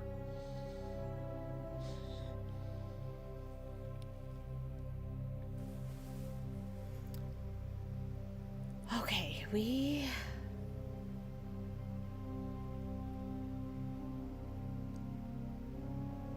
this is, my brain can't even comprehend this. This is amazing.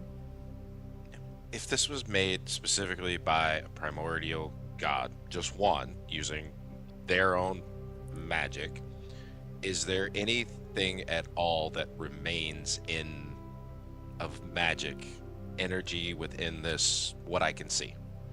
Great question. How are you trying to determine that? Just from sight, from your magic sight? Yes. Cool. You really don't see anything.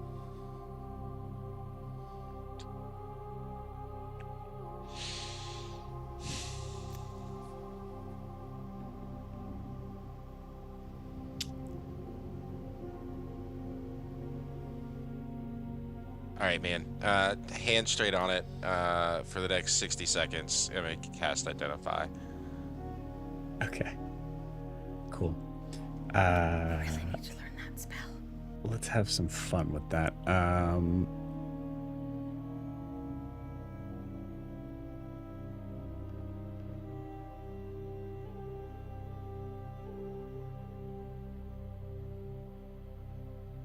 Roll me an Arcana check.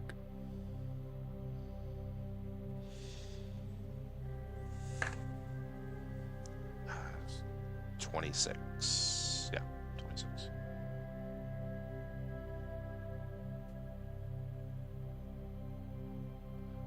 You get a sense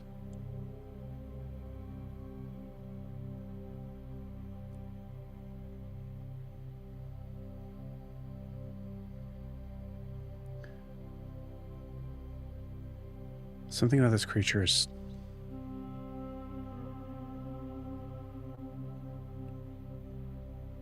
an anomaly, diminutive in physical strength, physical health even.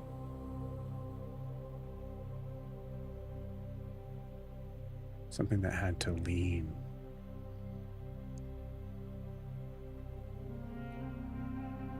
on a steady connection of magic.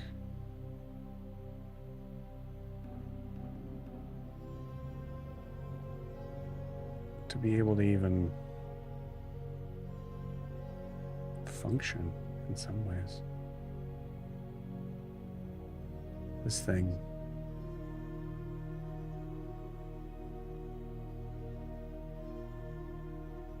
exists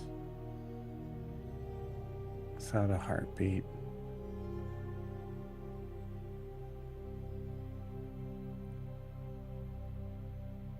With organs that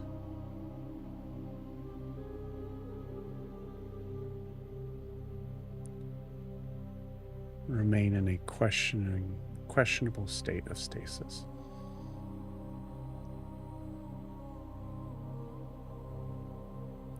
And this thing seems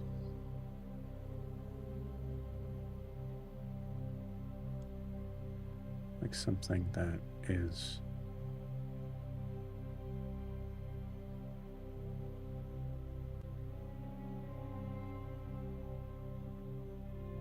reeking of fear.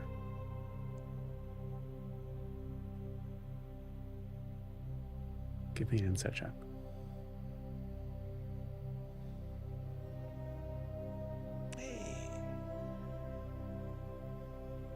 18.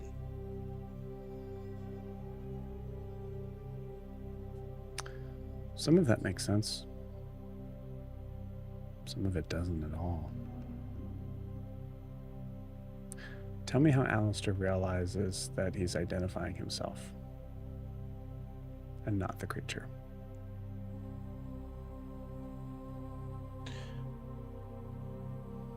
I think he takes each beat in, and I think throughout the entire time he's finding connection with this thing that he thinks is this creature, and realizing that maybe, as much as Undalith wants to say that she may have chose somebody different, he's thinking maybe he should have chose someone different, because they feel so connected.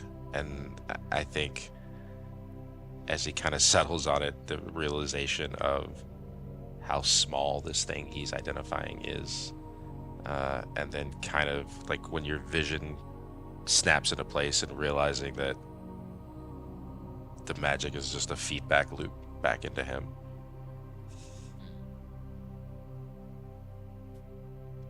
I think he just kind of stands up and crosses his arms.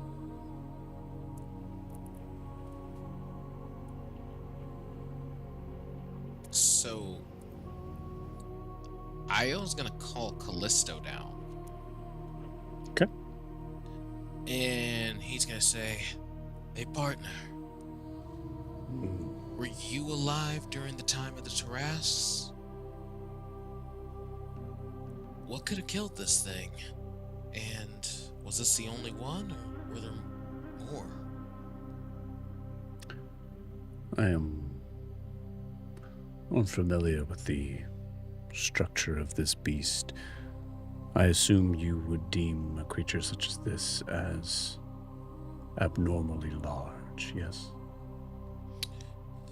Massive. Judging by the skull alone, it's bigger than anything that we've learned of in the academy.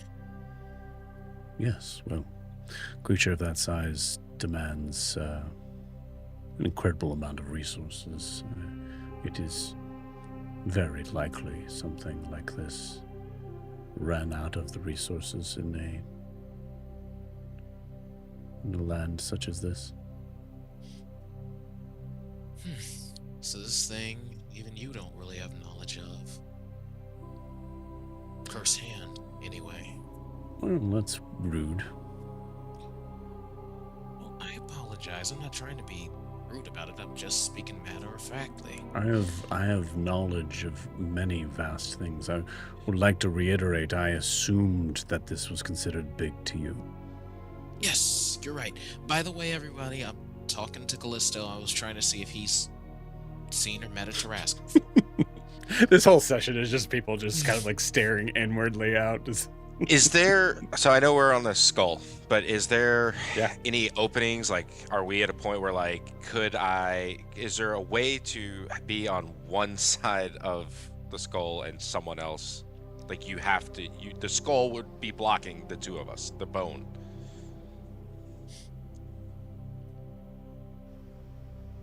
Like, kind of like a What? ridge on the skull or something like that? Here's what I would like to do. I would like to either hide or get behind a bone or Okay. part of the skull or something so that I am hidden from them. Okay. And then I want to have somebody fire a cantrip or something at me to see what happens when. Okay. Mm. Yeah, you absolutely can do that.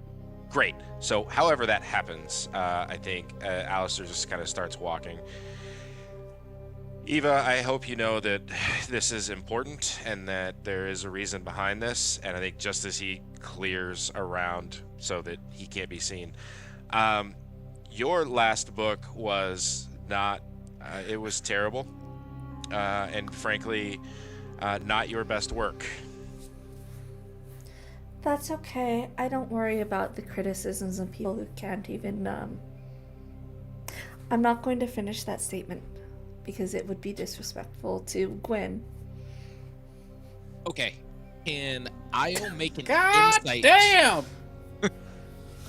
Can Io make an insight check on Alistair to think that he's trying in a very bad attempt to goad her into shooting a spell at him? Yeah, go for it. Right. Okay, is that good enough or is that not good enough? Let us take a look. Yes, it's good enough. I love in some ways Yes, asking to it's- roll gives the possibility that it isn't. It's a 15. Yeah. 15? Yes. One of the more ruder things Alistair has said, but Alistair rarely says things polite. just to say them.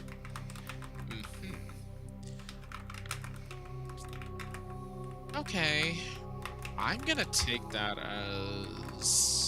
as an okay, so Io's gonna go ahead and fire Eldritch Blast right at that bone that Alistair's hiding behind. Oh, gotcha. Boom boom boom. Okay, cool. I'll give me an attack roll. Alrighty. I guess technically 3, but yeah. And give me 3 of them. Okay. That is a 26, a 20, and a 16. What's your AC? My AC is a 16. Cool. All 3 hit. Go ahead and roll damage for me. Okay, here we go.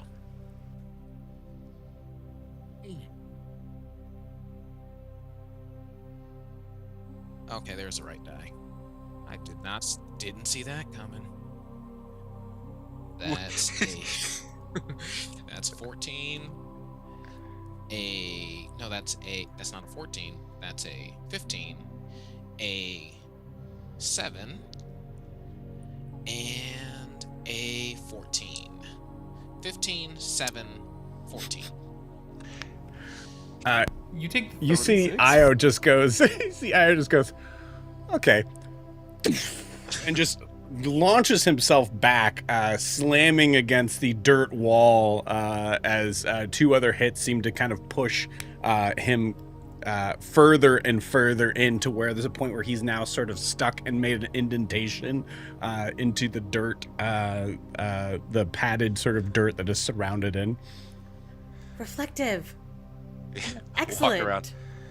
I didn't know you had that in you, Eva, and honestly, I thought that it would just go in a different direction. I'm so sorry, Io. That was my fault. I didn't think that would happen like that. Yes, you Good did. idea. Why would you have anybody do that if you didn't think that was going to happen? Do we have anything? Wait, guys.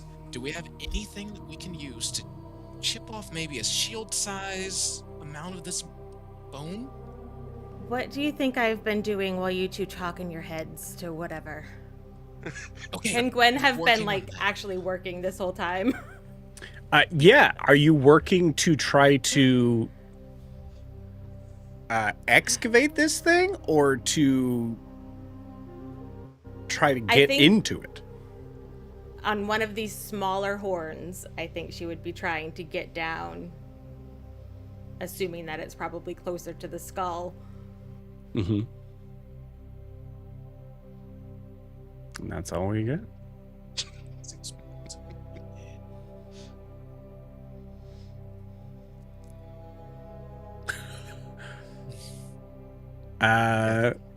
do that.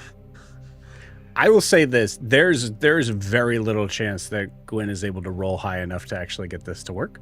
So you, Gwen, if you can hear me, go ahead and give me an athletics check.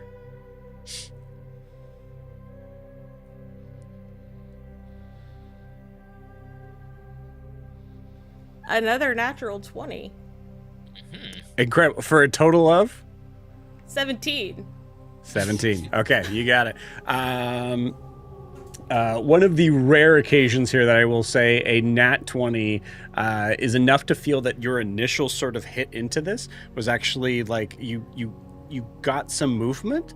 Like, okay, cool. This is possible. And then I will say you were not really aware that you were actually chipping away like dirt and sediment that was surrounding it, and not the bone itself. This thing, for a couple different reasons, this thing has absolutely no give to your tools whatsoever. Awesome. Do I get the feeling that the same things happening with the tools that just happened with the spells? Like it's reflecting. Oh, give me an Arcana check. Uh, 29. Sorry. I just saw Hannah's message in the group chat of man's killed off the dragons in my Dungeons and Dragons game. Yep. Yeah, fuck them dragons. I didn't them say they didn't dragons. exist. It's assumed. They. You know what they say about assuming, Joe? Yeah. I mean, Dragonborns exist. It's Dungeons and Dragonborns. And don't forget our kobolds. I'm so sorry. Back to me doing my job. What was the roll? 29. 29. 29? Good lord. Yeah. You think it is not that? Okay, cool. I will say this: you noticed that on your arrival in, the bone part of this, the horns that you were dealing with before, seemed to just kind of quickly start to kind of build into that sort of decay. But you actually think there's a possibility here that this thing has been preserved by Awesome. something for however long this creature has existed around it. Awesome. Well, she'll collect some of the dirt because, samples are samples as we Yeah. get into this. Yeah. What about a file? If I file away at this thing, do I get like even shavings? Roll me an athletics check.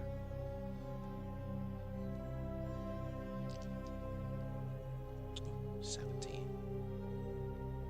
plus 2, 19? 19? Beautiful. No. Cool. But with a 19, you don't break your file. Oh, okay. We need stronger tools. Yep. As he downs a Yeah, a- I always spent all this time trying to get back out. Yeah. All right, 44 plus 34. Okay, What are you guys doing? That's a big doggy. 8. We're doing science, Miri. And making history. Gross. Hey, sorry, I know this is not something I would normally offer, but what if Miri hit it with a hammer? Miri, you want to come hit it with a hammer? Can I see the mirror first? That's all you had to say. Everybody immediately realizes that Miri is jumping straight up in the air, almost as if she is always ready for someone to ask that. As you all notice immediately that you all need to get the fuck out of the way. And with that, we're going to take our 10-minute break. We'll see you guys in 10.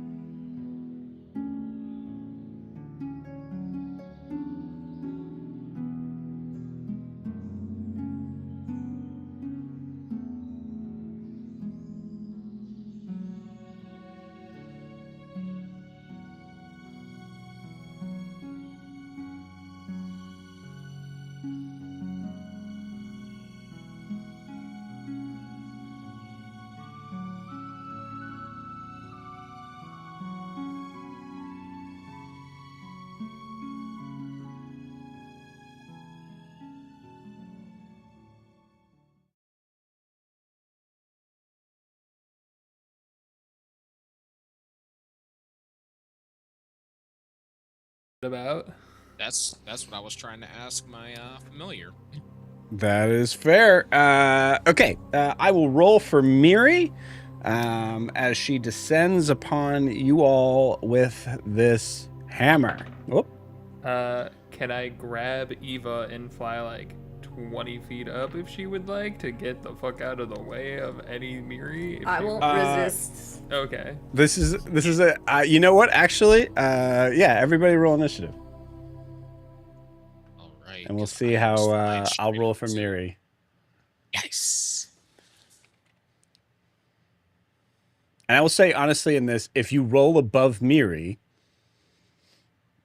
the assumption is you're able to kind of get out of the way. You have to describe to me how, but Miri has, oh shit.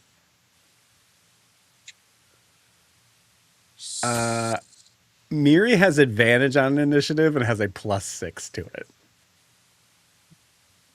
So I did roll a nat 20 on my initiative. Okay, Does for that- a total. No. or a total of No, it doesn't. 23. That doesn't help Yeah, me with this shit. is. That No, it sucks. does not. Okay. Keep talking, Clinton. It'd 19. be like a test. Test, test, test, test, test, test, test, test, test, test, test. Test, test, test, test, test, test, test, test. Test, test, test, test. Okay. Evie Mux, you really gotta fix your. Okay, so that's the first roll. Actually, I want to get you guys initiative first, and then we'll find out what the. Okay, so Io, you get a 17 or no? Nope, 22. 23. 23. Got it.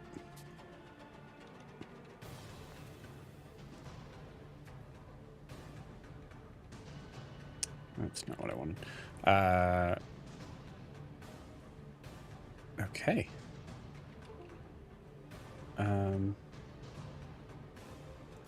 To fix that later. Okay. Eva. 11. You go with the 11. Okay. Bridget. 17. 17. Alcer. 19. 19. Gwen.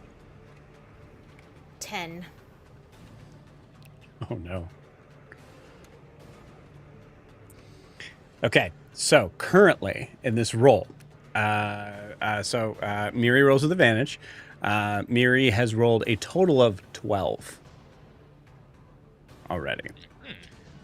So, we're gonna roll this again. And whoever is going to be above this, if any, you go ahead and describe to me what you do on your turn.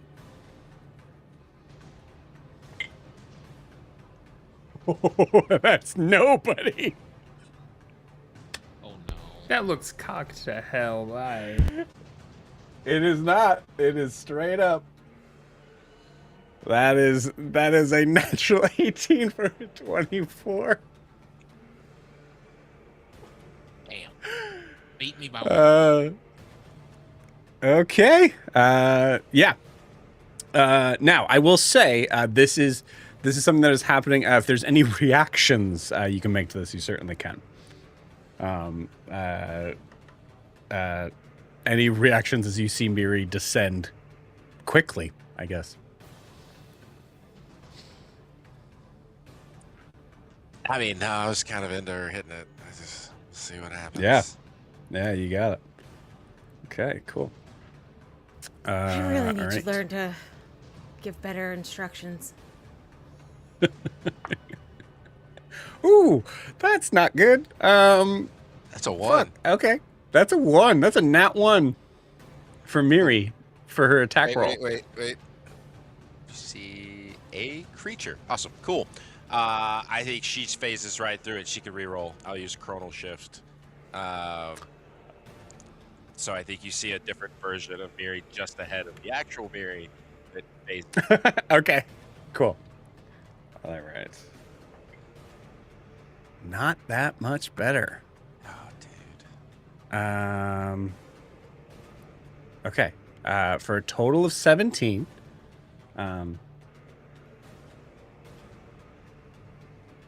Okay, cool. I need everybody here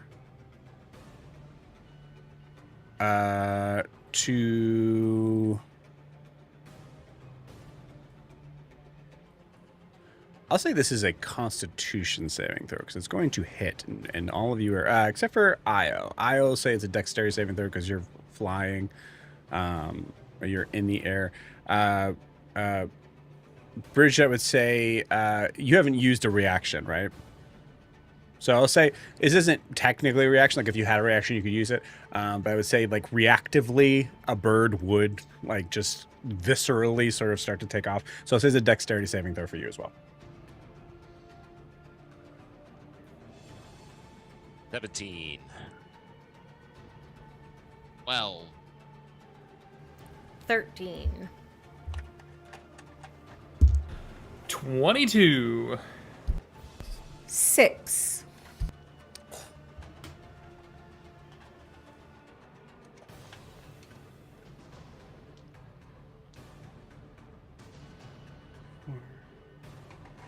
Okay. Need more dice. Need 4 dice. What? Need more dice. Okay.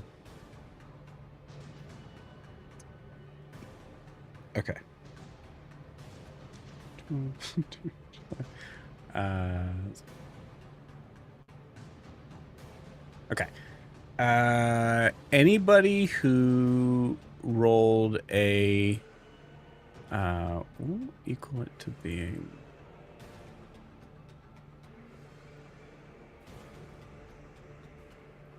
yeah, I think that makes sense. Yeah, absolutely.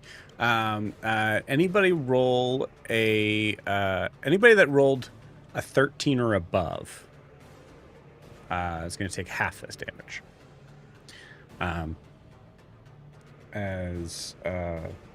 As Miri comes down and smacks into this thing, and with the concussive force that extends out, for most of you, you all are kind of like instinctively kind of grabbing your ears and sort of turning away.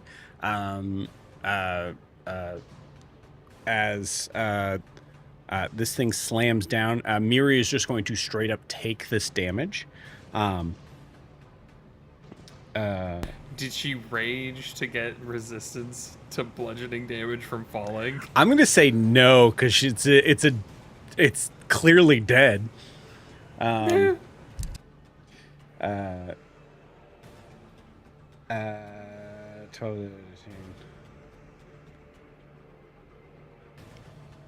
Okay, cool. Nice round number. 24 points of bludgeoning damage. Half to 12 for those that successfully were able to kind of cover their ears or move out of the way in time. You see Io almost crash to the ground, but just at the end kind of rebounds. He's looking really rough. Okay. Cool. Yeah, so that force, boom, you also see like dust seems to kind of extend out. Just straight up like a bomb just dropped. There's just dirt, debris, dust everywhere. As Miri just put their full force behind it. You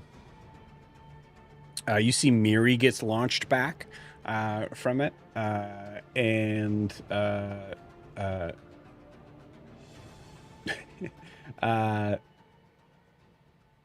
Did anybody fail that? I know Eva failed that, right? I did too. I got 13 exactly. Okay, cool. So yeah, as the dust is starting to settle, you Bridget, with your sense, you had like a 22 or something, right? So you like are able to kind of like move up, and you see Miri is on the ground, just not moving.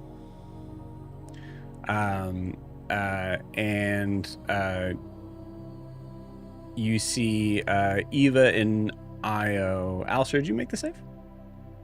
Okay. You see Eva and Io like prone from that massive hit. Everyone has kind of extended out into different sort of areas of this place, as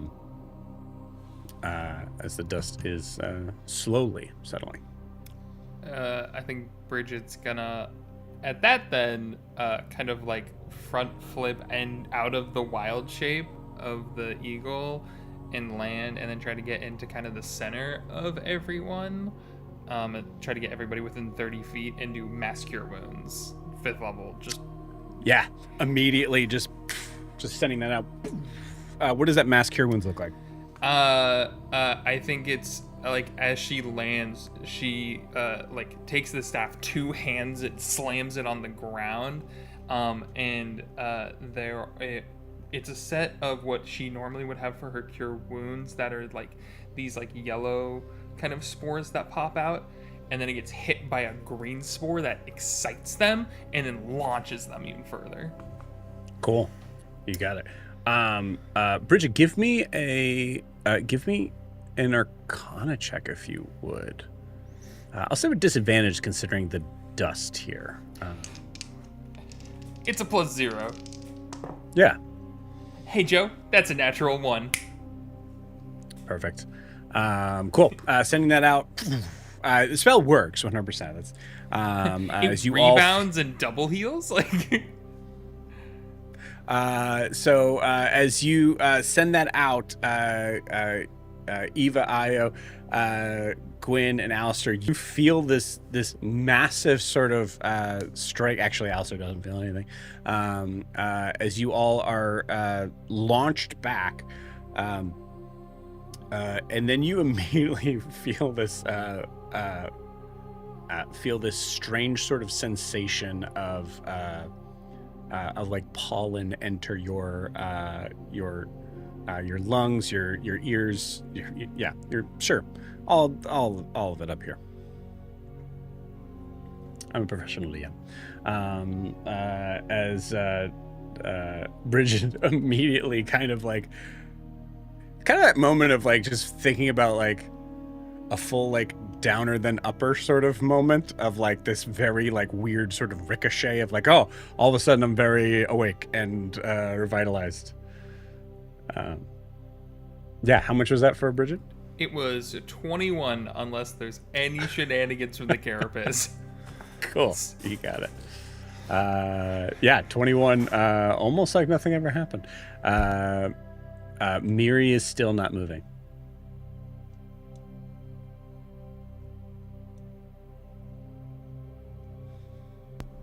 Gonna start poking her a bit and start checking vitals. Okay. You poke her, you see a hand she's like flat on the ground on her belly. Hand comes up. Oh, she's That alive. Was Thank, awesome. thank you, Boots. It was very awesome, Miri. Sorry, everybody else. I almost died. Again. Did I kill it? Yes. Good job. You're a legend. And I'm Eva, do you want to hold this mirror? I feel like you're probably safer. Eva, Hold on. just having to like get. Oh, Eva, you are covered in dirt and like crud and everything. So you're able to. She's been prestidigitating this whole time, just laying on the ground. Yeah, I love it. Gwen will place the mirror next to you as she gets back to the science. Thank you. Yep. Joe, Miri broke through the skull then, is what you're saying. If she has did she imprint into the skull? No. Okay, because you made a motion of like her like pushing up a little bit. So She was like, belly down, so she Oh, was okay. like pushing herself up off the But yeah, as the dust settles, I rolled for it. Not a crack. I think Gwen actually says that absolutely no difference. Did it displace any other dirt around it? Like in a concussive wave.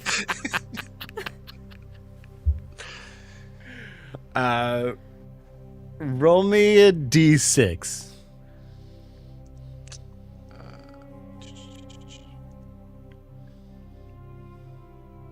A 1. Yeah, baby. It moved about maybe like a foot of dirt from all sides. Okay.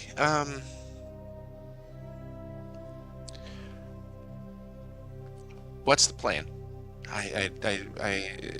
Magic doesn't work. The tools can't get through it. Well, I can report the finding to the professor. So he At can least take then- credit? It will be noted. I trust him usually, but last time I reached out, he was weird.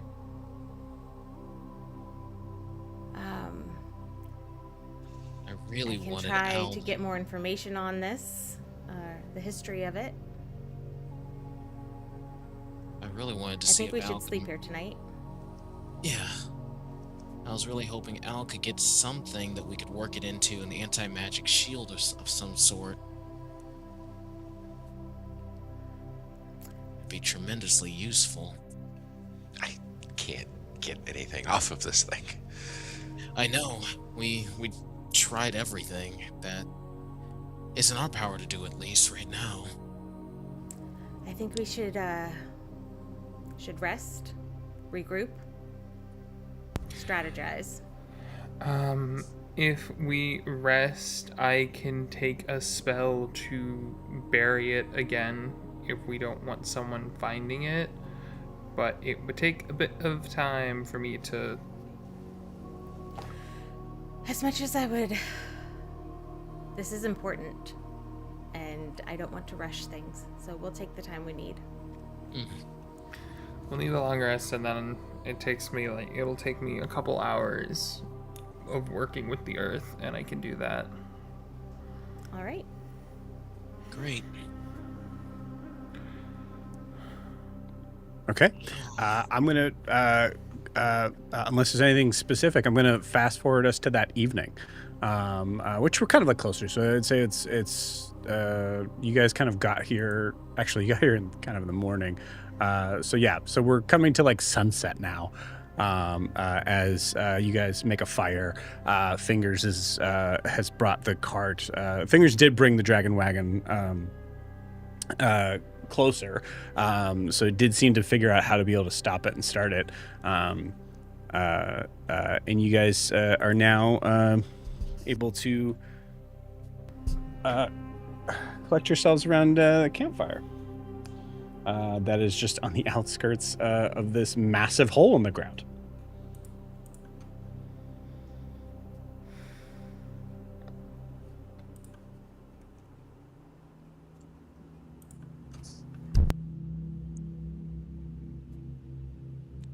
Any thoughts, anyone? Well, like I said, I'd be interested to find out what happens with the legend lore on this whole thing. Maybe on your mirror friend too. Eva, did you walk into the wagon? No. Well, I mean, how long? It's been hours? Yeah, it's been hours. I'll just roll for it to see if I walked in Okay. during that time. Nope, I rolled a 3. I did not. You got it. Gwen would have, because she would have gone to gather more of her journals and some of her stuff to research. I don't know if Okay. if it's specifically When you for walk Eva, in. but The inside of this wagon looks normal. Since it's been hours, have we also taken a short rest? I'm assuming so. Sure. Yeah. It's the only way I was gonna get wild shapes to start getting people up and down. Oh yeah. It's hours, and most of the time was spent you guys getting up out of this hole. Yeah. I'm like, if I rest an hour, I got my wild shapes back, and then I would have giant eagled and started playing the Yeah. transport game. I would say there's probably a good hour of just staying down there while you get your wild chicks back. Yeah. Yeah. I think, Bridget, I'm gonna ask you to roll me a nature check. Could this be survival, or does it need to be nature? Because of the whole nature thing that we've talked about before, where... Right. Yeah. Yeah, I'll take survival. Cool. It's, do you want a +10 or a +0? Because nature's an intelligence for some stupid Right. reason.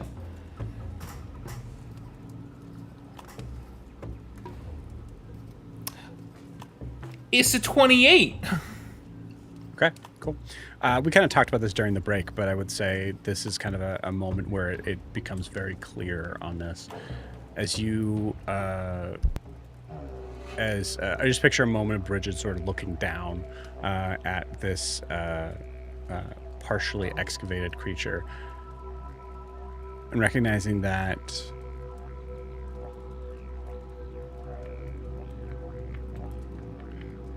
on a long rest, you could bring back a couple things. And one of those things has the possible power of making this creature come alive again in some manner. And I think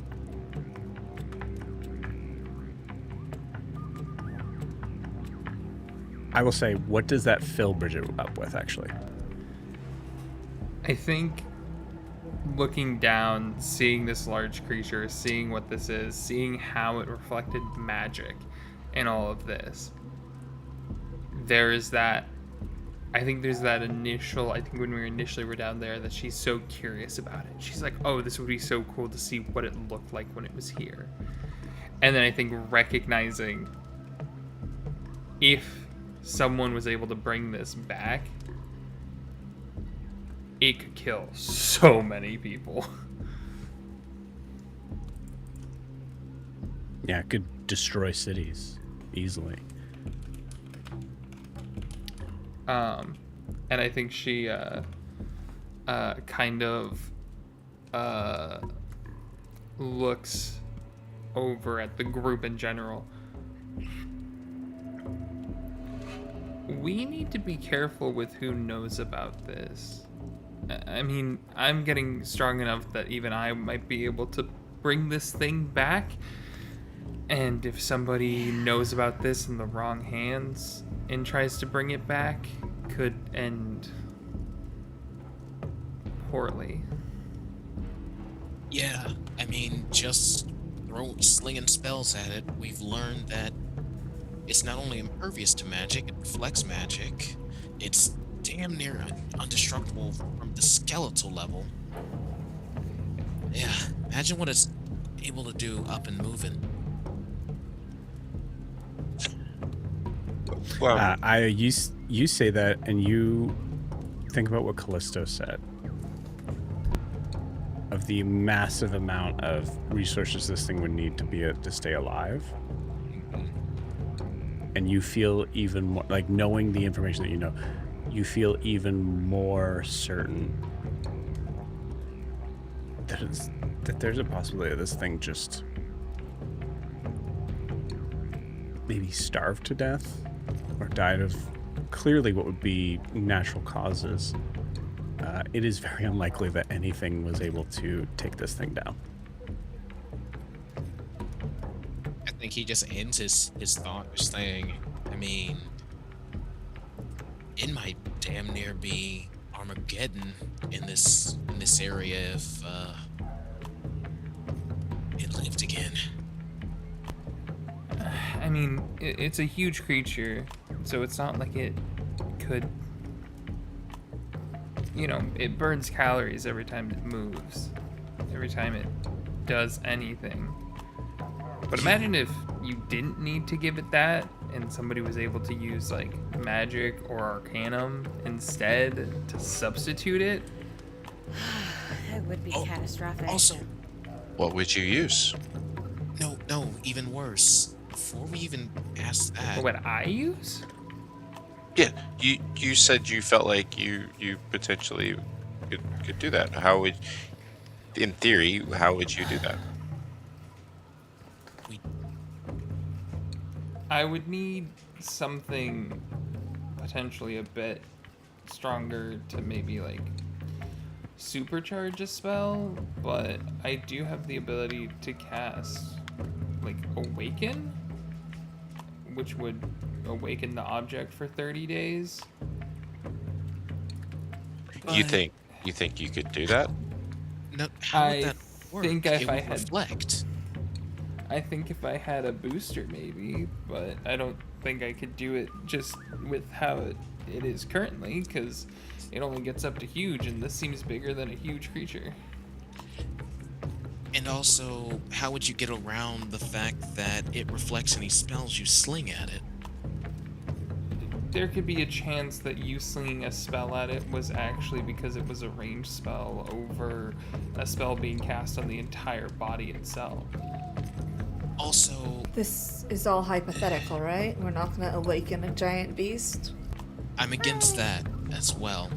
I don't have the ability to unless certain things are met. That's what I'm saying. But the fact that I could do it is what scares me, because if I can do it, Somebody. who else could do it?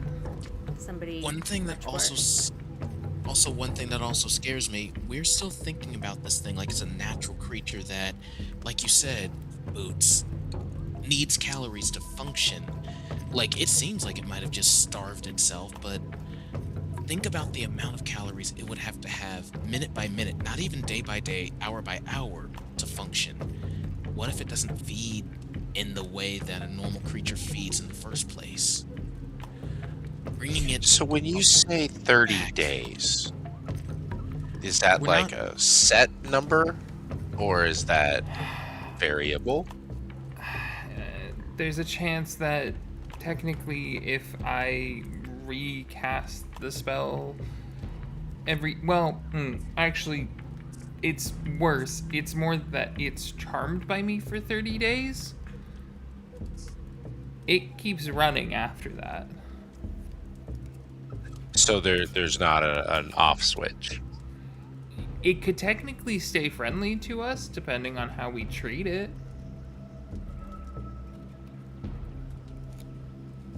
Yeah, no, there's no off switch. So what I'm hearing then is that if someone did decide to do this, Through They that would- method. Through that method. they Yeah. they would have control of this thing. Yes, for a minimum of 30 days or until somebody hurts it. Specifically, like us or like an ally situation.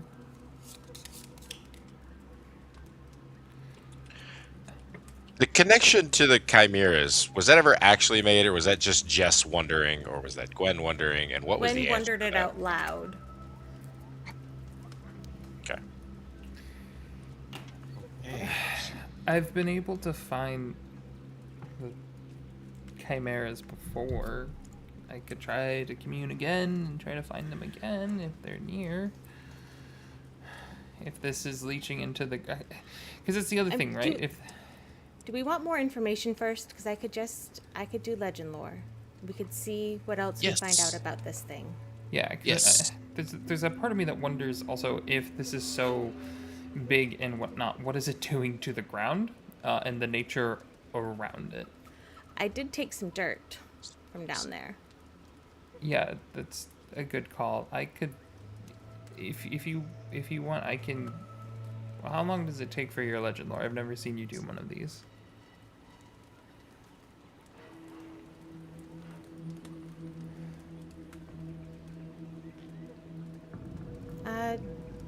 10 setup. minutes to set it up, and then however long the story runs.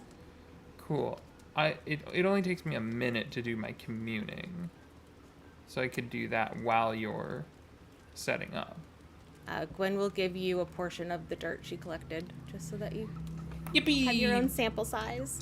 Sample dirt.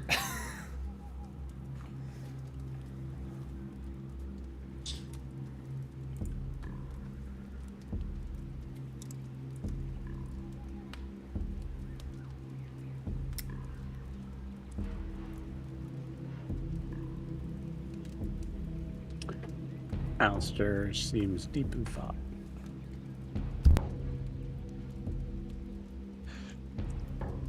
So Gwen said that, but what is the actual physical similarities between these things?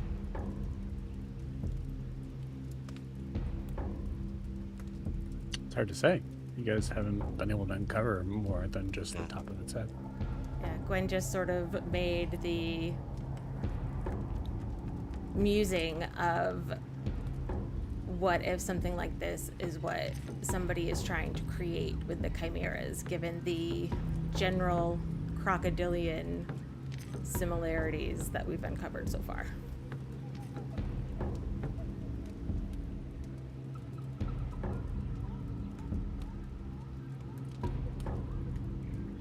I go back in my head and say,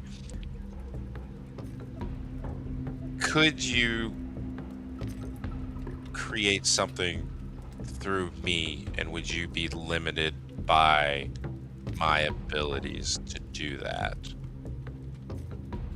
Or are you limited in your form? Not asking, this is a question, not I want to do this, just a question of, is that possible?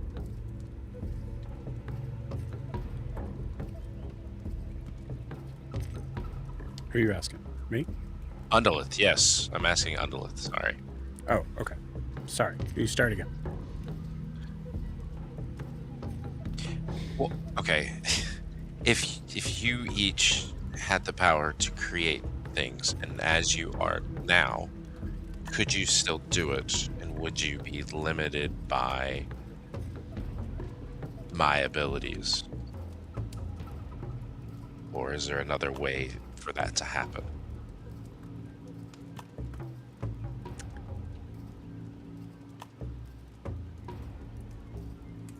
If I was in my full normal state, I certainly wouldn't need any help to make a creature like this.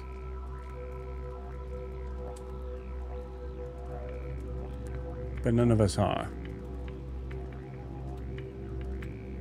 Yet.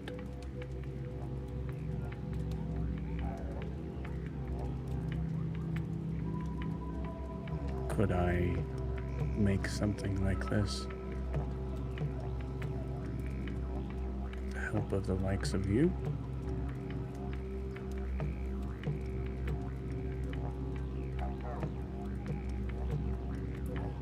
Not in this state. Could your brother?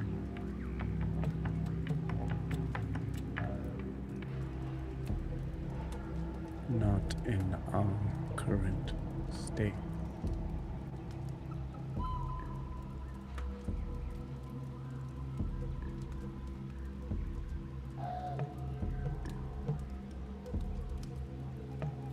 Are you sure?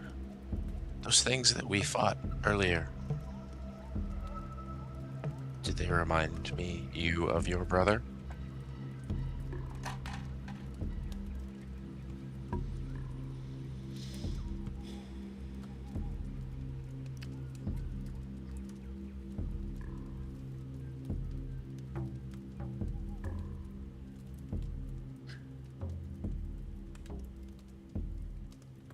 We created nature here, and every version and form of it. No, I do not believe my brother is capable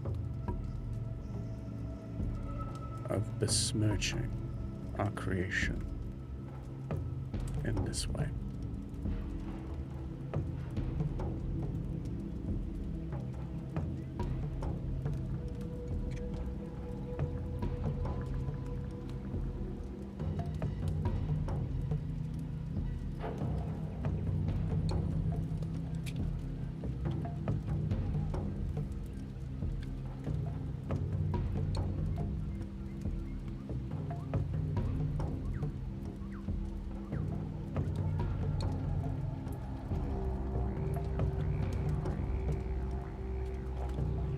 I got nothing if anybody else wants to say or do. Yeah, what are you guys gonna do?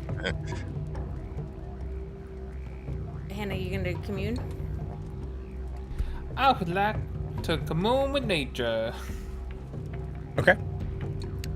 What are you trying to invoke here? Yeah, she's gonna sit her happy ass down. And would like to gain knowledge of 3 facts in a 3-mile radius from her. I think she's looking at one of the options is prevalent minerals, and I think specifically with the Tarrasque dirt that she's got is trying to see if the earth has been influenced by the creature in some way, in the sense of it emitting anything from it. The next would be powerful undead, to see if there is anything that could be undead roaming around in 3 miles that could potentially come from a caster that could awaken it. Okay, let's just give me one at a time thing. So first thing is Prevalent minerals. okay. These are you're casting commune, correct? Commune with nature, correct. Commune with nature is the full name of the spell? Commune with nature, 5th level divination spell. Gotcha.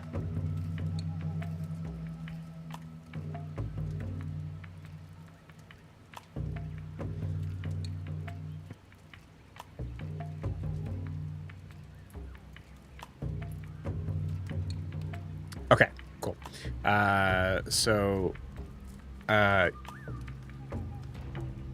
Your focus is on this dirt, correct? Yes. Okay. A couple of strange things for sure that you collect on here, but kind of hinting at things that you've kind of connected with earlier. There is not much life, organic life in this soil. However, you do notice what looks to be kind of like a very strange sort of phenomenon that I would say that Bridget's never really experienced before, which is the start of organisms in this soil.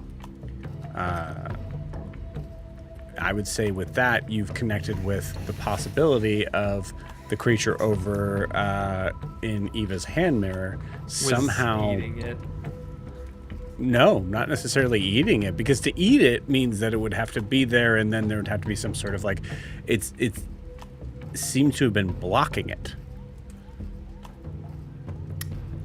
Oh, okay. To basically block it from affecting this skeleton. Gotcha. And to do so meant that it was an extremely interesting sort of form of somewhat like a stasis sort of thing to kind of keep everything to which then it just sort of any sort of organicness sort of just dissipated away and just left nothing but the residual, like there wasn't even decay. Yeah. That symbiotic almost relationship between the two. Yeah, fully disconnected, exactly. So yeah, it's a very strange sort of moment, but kind of interesting in a weird way, because it is now like it's now getting a chance to start the beginning stages of being revitalized, and that's something you haven't really experienced in anything else before. Everything is cyclical, so to see something that is starting a cycle is rare, and very interesting, I would say. But I would say, given the idea of like your current situation on there, you don't notice anything that is really connecting around that. You don't see any similarities whatsoever on, the creatures that you guys were hunting or trying to that find we're more hunting. information on. Second question, undead around. Correct? Yes. Any powerful undead in a 3-mile radius. Okay. It just pings Alistair. Fuck. Yeah, I mean, Alistair definitely comes up. She like pushes past it. Yeah, you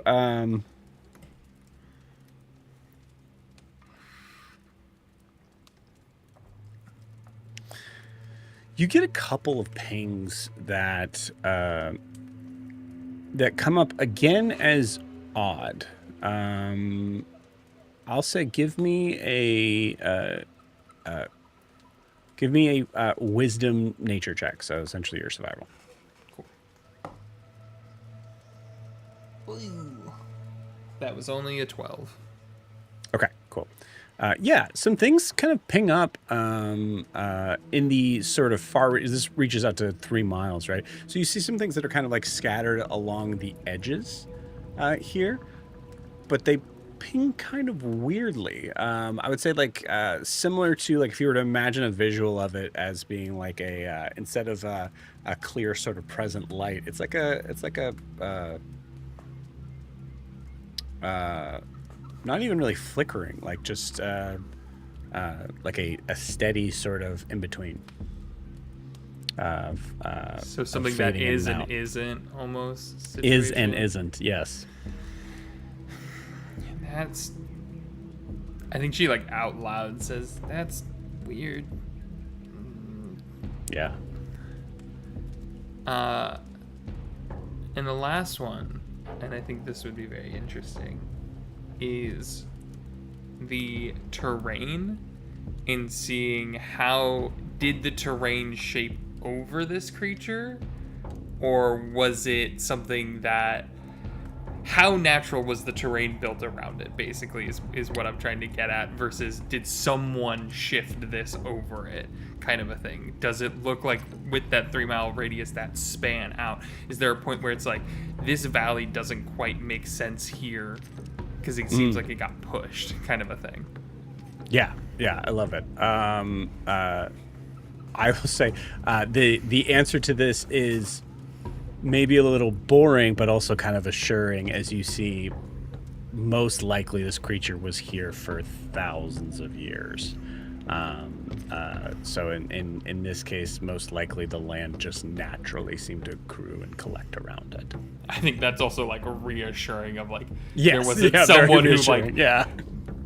mounded over this situation, because it's still, I mean, it's, how deep down was it? Like, it was a good, like, what? That's the weird thing. You don't really know. Assuming that this thing is connected, and again, it's kind of a weird sort of moment of like, there's a little bit of just speaking above board. There's a little bit of like a thing we know of Taras of how big they can be and all that. You only seen the head, and that means that if it is connected, then the rest of the body is lower and down. Could I then argue the sense that with that terrain, she does get a sense of the whole body then? Would that be something that she would get, of like, she would be able to sense out, like, and potentially like positioning of how it died? Yeah, I like that a lot. I'll give you that because that is they're both interesting questions, but this one does give a little more of an interesting answer. Yeah. Cool. So you collect a couple things. One,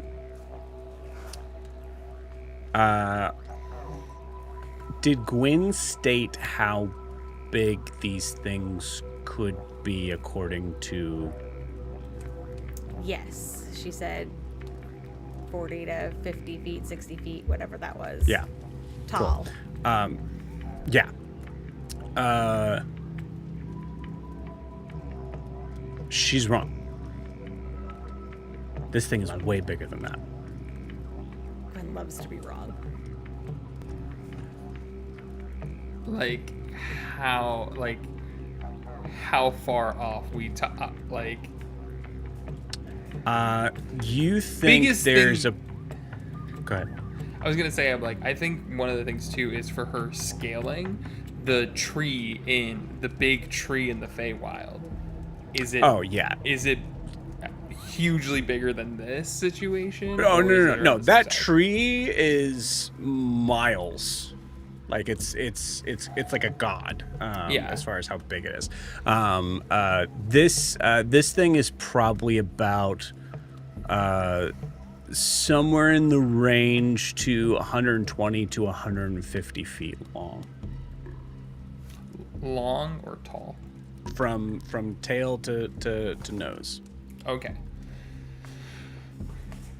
Which is still Pretty big. It's still pretty big. I'd say it's about 25% bigger than what Gwen what Gwen said, which also means that what was recorded as the assumption. So how tall would that be? Like 80 feet tall. 80 feet? Yeah, it kind of depends on toe to how you...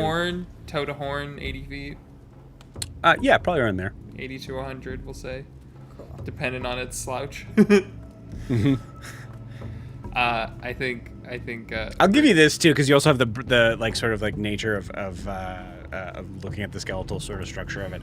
You see that it does seem to kind of like very much lurch. Like there's a very like bird-like sort of way of how its shoulders are haunched over. It is not. There's no sort of extension. This thing almost has almost no neck.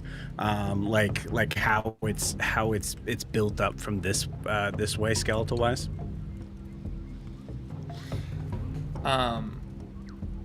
Because this is her last question situation, I think when she comes out of it, though, she is going to.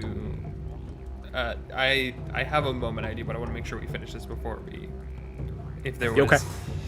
It's something for once she comes out of it, because she's gonna ask Gwen for a sketchbook, basically, so she can sketch it all out. Okay. Is there anything else that I get? I was as far as the idea of like the shape of how it passed, is somewhat interesting. You think there's a possibility that there is there's an equally massive rock structure that it seemed to have basically kind of like leaned on or like laid on to be in this shape, and then the collection from wind and whatsoever from years and years and years, coming in from most likely the west, built that up and then eventually sort of flattened out to where it was at. Here. Do I sense said tower underground? Rock formation, not tower. Oh, okay.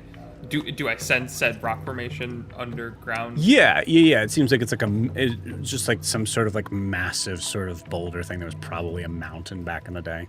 Okay. I want to know how cool it is, Joe. Okay, I'm trying to see if there's shit down there. It's cool as hell. I mean, to put it in like a real world sort of perspective of this, like if you're familiar at all with like, Did homie just get hit by an asteroid? you get hit by an asteroid. No, like the I hesitate to say Aztecian because I think it's actually Mayan, I believe. But like most of the Mayan sort of like temples that we see, we know are much bigger, but the land just collected around to basically being almost flat ground. Right. That we only recently found out like 30 years ago that it was. Look it up. It's a really cool history, gang. Like only recently, like 30 years ago is what we actually found out. There's a huge amount of excavation that we could be doing underneath to find out these things are much bigger. Gotcha. Yeah. So I think when she comes out, she'll kind of start rambling everything that she saw in crazy Bridget rambling situations. So she's like, okay, so there's new life starting to form because I guess that the thing that was sitting on top of it was eating all of the life before, so like it wasn't able to actually like create anything new and whatnot. So now we have new life starting to form within the dirt. But then because of that, that has started to allow, you know, things to happen. I don't know what's gonna happen. It was kind of like a symbiotic relationship, but that's nothing anything too crazy. There's also potentially some like not dead and sort of dead undead situations that are also happening, but they're like a couple miles away, so we're like probably fine with that. You know, they're not like fully dead, but they're also not fully undead. I'm not 100% sure. Also, I did get the entire structure of this creature, so Gwen, if I could borrow a notebook, I could start sketching it out so that you could see. Thank you. Okay. Beautiful. Gwen This is over also your in like shoulder as you're reference doing to, this. yeah, I would say like reference to like everyone just sitting in silence around the campfire. All of a sudden, Bridget just. I'm assuming everybody's talking. Gwen is watching this. Okay, cool. Oh no, I was listening intently to Bridget, and I think he was already shoving a notebook in her face when he was saying to Gwen, but yeah. Okay. Oh yeah, you were off by about 25%. It's a lot bigger than you thought it was. This Great is work. excellent information. Yeah, great work indeed. Wow. It's a great spell. Man, I'm jealous. Just wait till you see what happens next. Did you guys see this? This interesting. I found this plant that is that's red, and then it has green on the tips of the leaves. It's pretty cool. I uprooted it and picked it up here. Fingers, that's poison ivy. It's a good thing he doesn't have hands. That's probably why he didn't know what it was. One of y'all might want to prestidigitate the oil off of his hook so we don't catch it later. So what do I do with it? You see, like he's kind of swinging it around a little bit. So can we use anything with this? Or? Io levitates and throws it away. Just yeets it as far away from us as possible. What the fuck, man? That's what we Yeah. do with it. Now don't touch your skin with your hooks, otherwise, you're gonna be in for a world of itchy discomfort.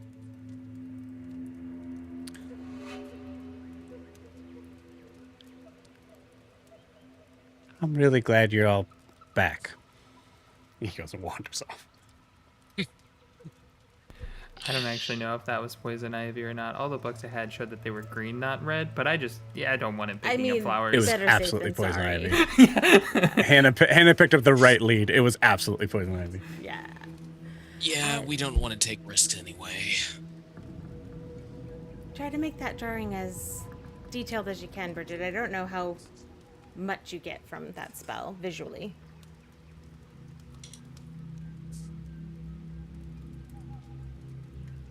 Would you like me to roll something for that? Oh, to make an accurate. On how artistic it is, or how Yeah, I close it guess is? so. Yeah, I think this is. Yeah, give me a sleight of hand check. I mean, the DC to make this like accurate to scale. Yeah. I'll say it's like 25. Like it'd be I can't pretty hit that. dang I can't difficult. hit that. Yeah. But let's see how Yeah. good it is at least. Cool. Yeah. I like it. Does she put googly eyes on it? To be able to make reference material out of this, DC is 25. So I got a 15 total. It is very tempting to assume the personality of something this big and to kind The of jaws like open a little bit more, like making it like a raw like situation. you spend a lot of time in the environment around it, like just trying to kind of like. Oh, there's just the big rock in the like left hand like side of the page. That's actually really cool, Bridget. Ah.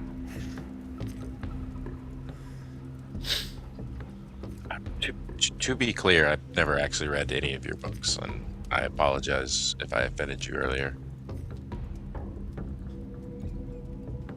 You've never read any books? No, her books. I've never read any of her books. He's not a fan of apparently romance or anything that's not academic, it seems. That's not entirely true. I just haven't read any of your books. Again, that I know how that sounds. That's not. I just was apologizing for earlier. I was just trying to get you to They're test pretty the well theory. written. She lent me one earlier. You know, I've you read all of boys have them. just told me to, lovely fingers. You can always just tell me to attack you. I won't hold back.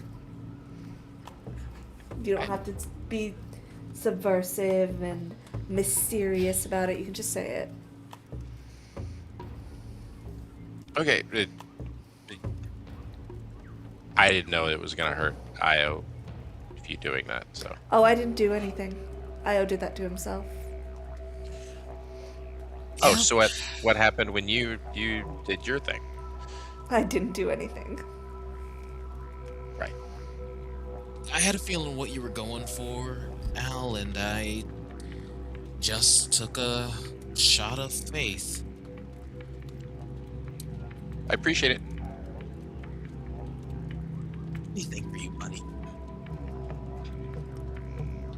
Only stings a little bit.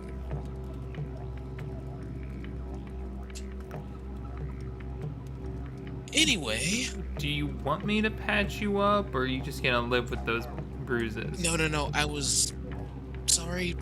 I will admit I was totally excited. Yes, please. Top me off if you don't mind. That was a weird way of saying that, and then she'll walk over and we'll do a cure wounds at 4th level.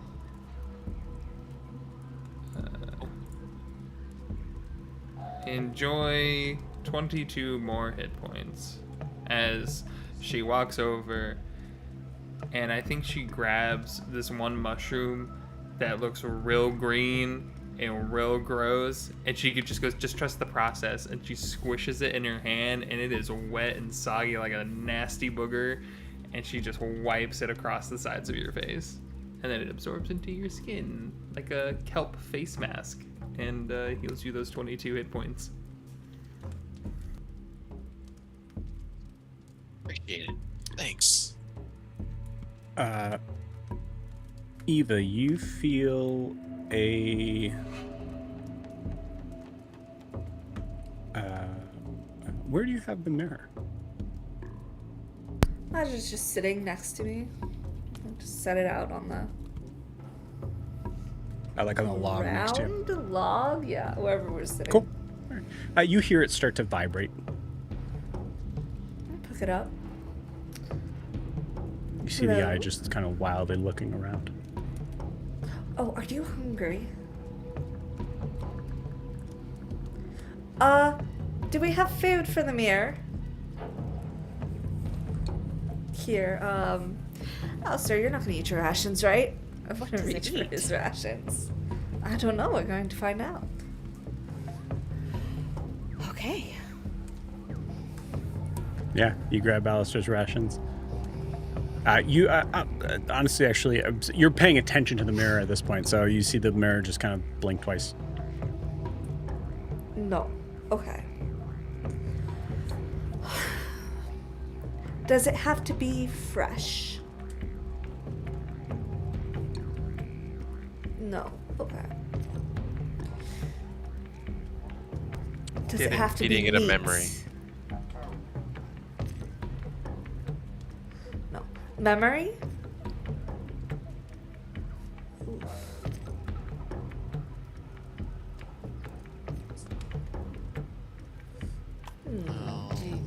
Do we lose the memory?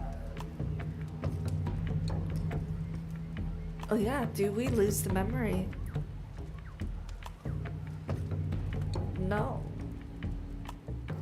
Oh, Maybe it's looking for a certain, like, emotion? like if you give it like a happy memory, it'll be more fulfilled. Oh, okay. Interesting. It likes stories and kindness and I was just wondering if legend lore would fix two things at once. Oh, Oh, maybe. let's give it a prop- shot. prop her up. Just gonna prop the mirror up I love it. so you can watch Gwen the has been legend setting lore. up this whole time, by the way.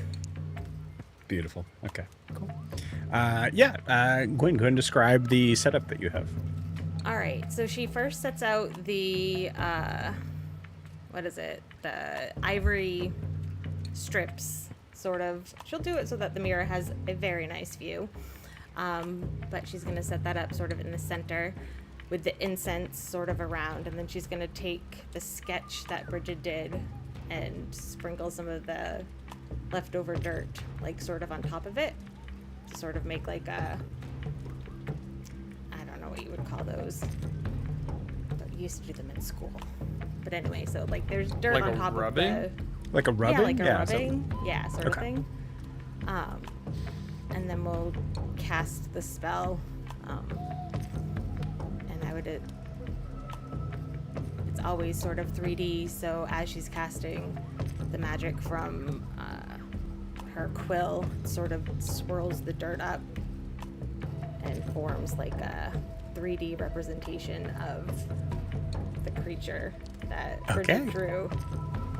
Cool. And maybe it's a little bit more detailed or realistic as it connects with the magic. If this even works, if it's legendary importance, which probably sounds like it is, but Yeah.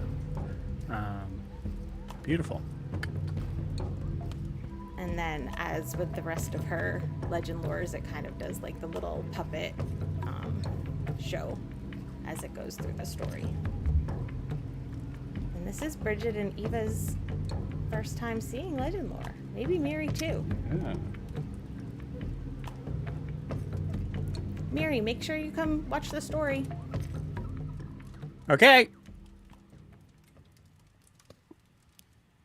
You see Miri come back to the group after making yet another trap for Fingers.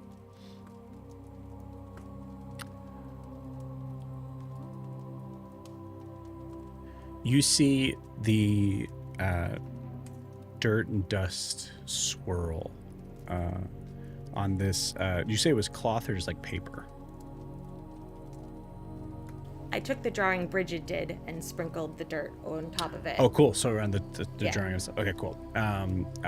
So this one seems like a little bit sort of a little bit sort of smaller. I imagine it just being like a A4 size paper.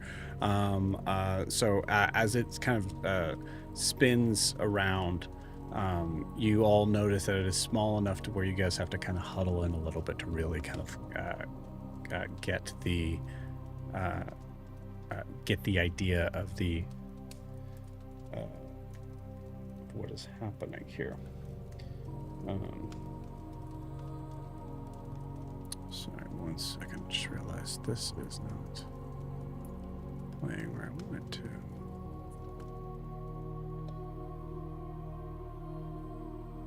There we go.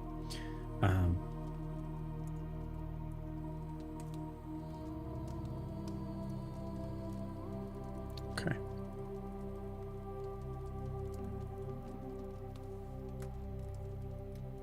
As the dust sort of swirls, you see, in reference to size, you see a figure that looks to be in a very little amount of clothing, like tribal sort of figure design that you can see it. There's like a large sort of spear. And you see next to it, towering above it in this gargantuan size that seems like a more of the size of like a extremely large tower-like building. This huge monster.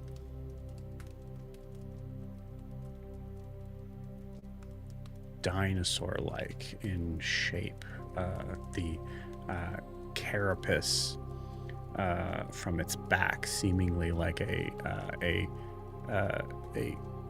hardened armor of spikes and hardened bone.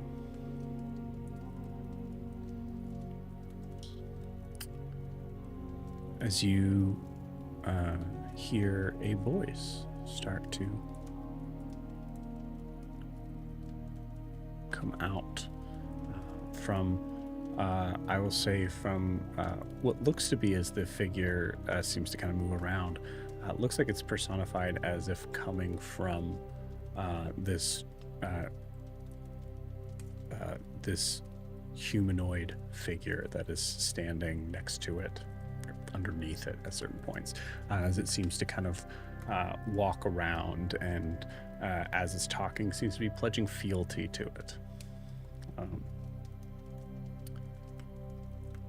Before kingdoms, before names, before memory,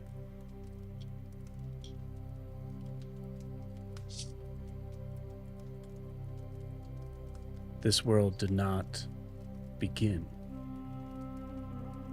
in peace.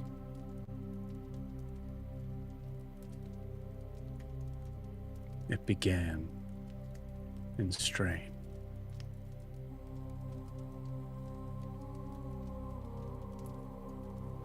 The land that started to form.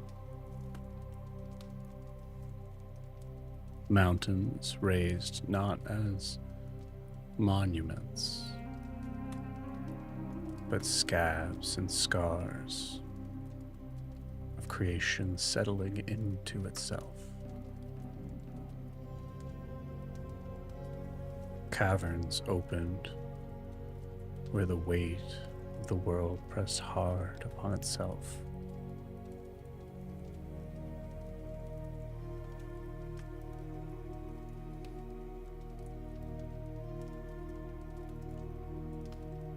Of the four forces of nature,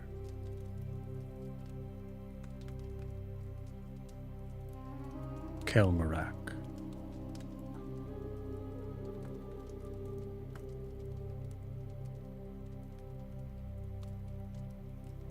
was the tether that taught matter to hold. The law of weight. Through him, the stones learned about endurance.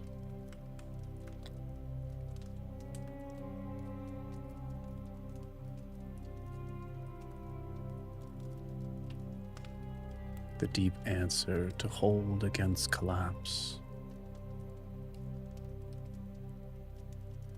In his design, the world was meant to bear life without limit.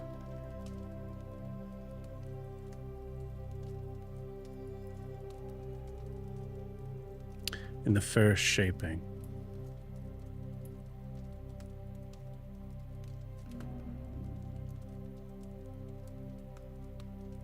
a danger started to arise.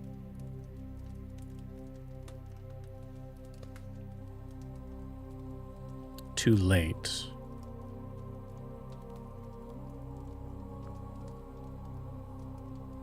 There was recognition on the world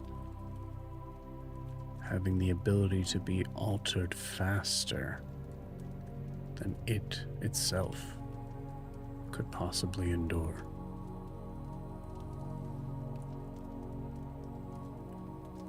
Surfaces rising too quickly.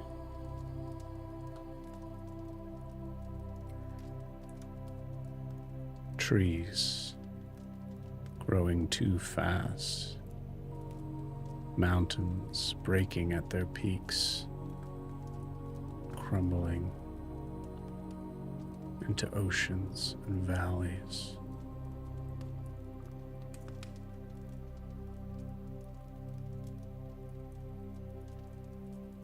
And then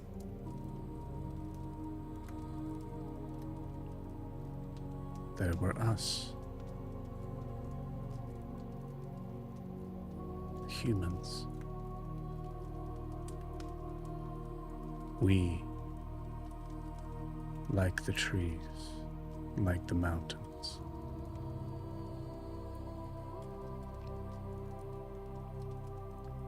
began to rise too quickly.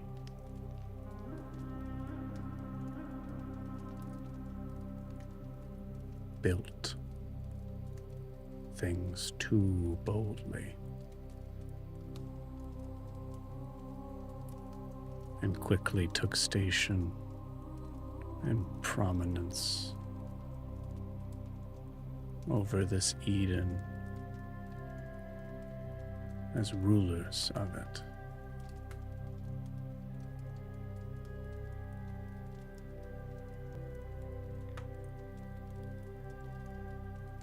And so, an arbiter was formed.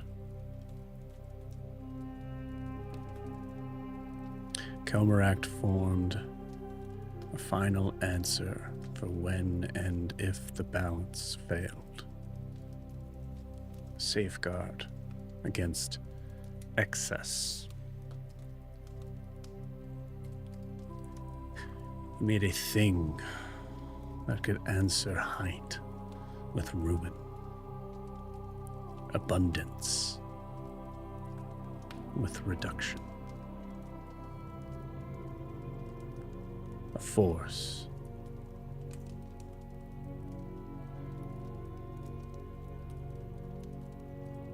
for the hour when creation itself forgot its limits.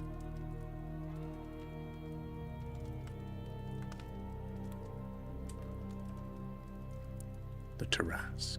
And you see this figure just kind of like let out a silent roar as you see its jaw unhinge and extend out as it reaches down and grabs the humanoid figure, throws him into the air and catches him in his mouth to devour him whole in one bite. He appears from another corner once again to continue his story. Tarask was wrought as a terrestrial corrective.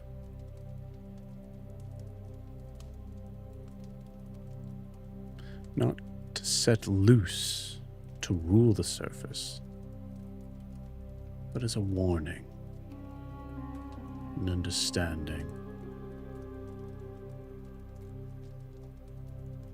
that for those that broke the surface, the surface could break them.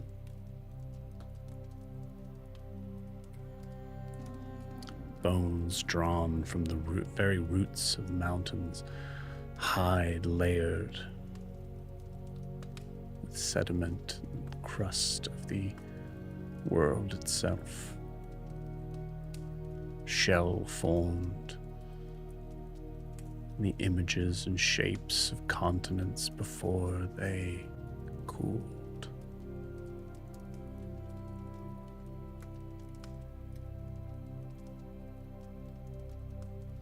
Its body itself was structured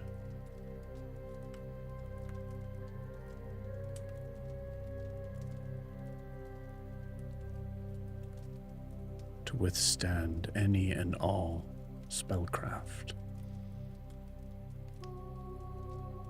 The world's oldest sense of endurance, of strength.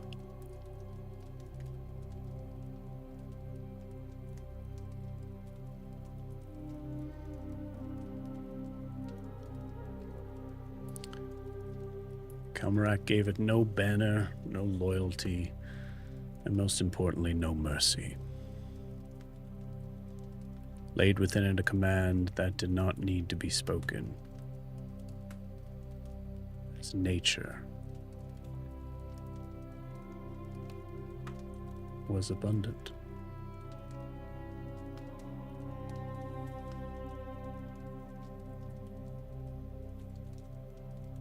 And natural things do what their nature permits them to do.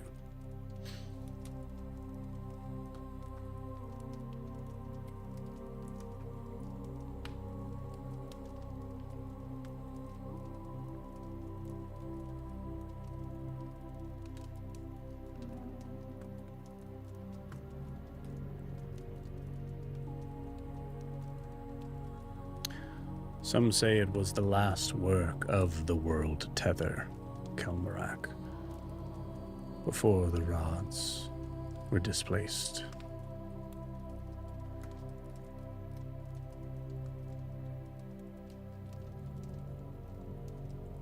Some say it was made so that even a bound primordial would leave an understanding of consequence behind.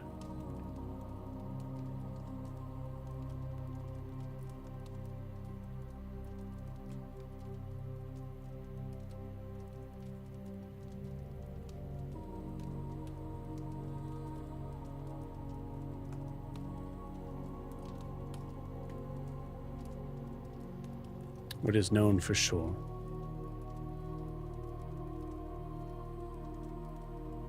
is the Tarask. It's the consequence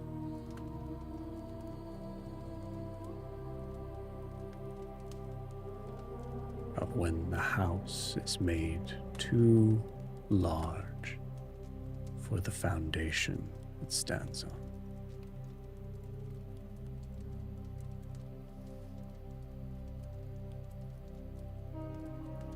No tower stands forever.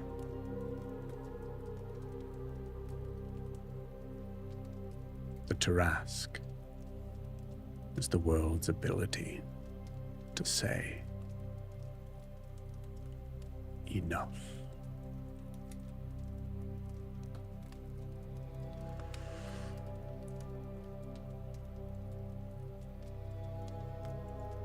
You see the dirt just settle back onto the page.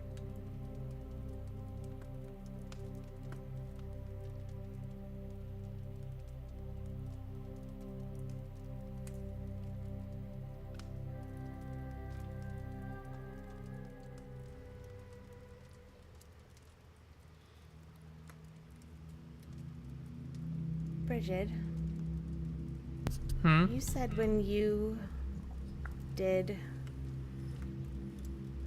your spell Mm-hmm.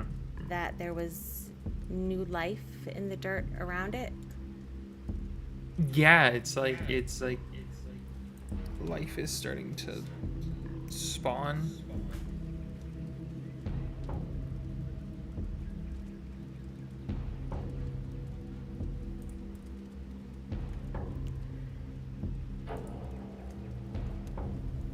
Do you think this thing, because it's created, was created to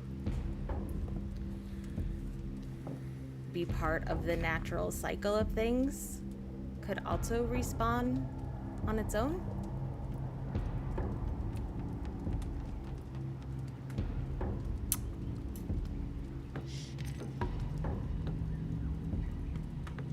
I would say this is a one-of-one creature, and it regenerating itself in that way could potentially be in the cards, but also it also could just be really, really dead.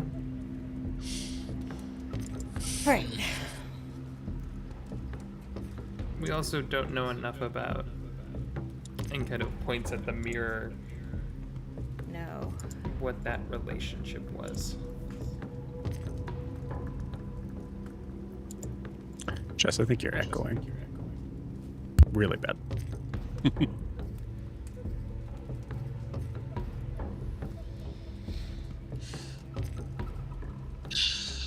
Honestly, based on what we just saw and what we've experienced already, I wouldn't be surprised if this thing can regenerate. I am just going to choose to believe that's possible. Okay, but it hasn't until whatever Until this us- thing is left it. Possibly one of the triggers does sound like it was meant to be a check for when humans get too big for their britches and the so-called creatures above us decide it's time to put us in check again. So, what constitutes them thinking that we're too big for our britches, and who has the control of that lever now? Considering Big K-Man is probably just like yo little friend right there in that cane of yours.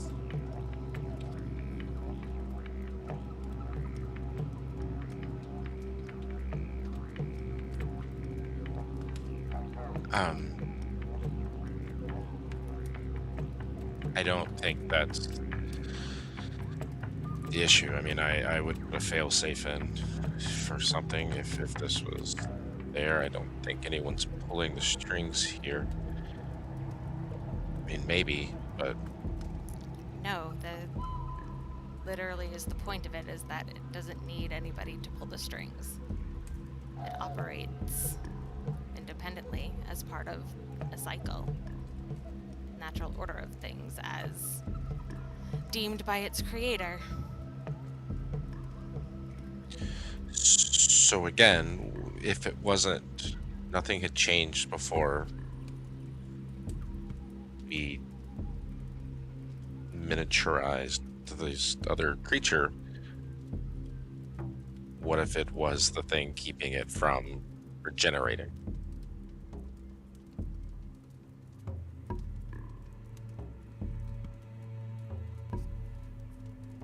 That's kind of... It was at least... From what I could tell, it was potentially a parasitic relationship in that sense. Not symbiotic, because it's absorbing from it. It was preventing life getting through that dirt.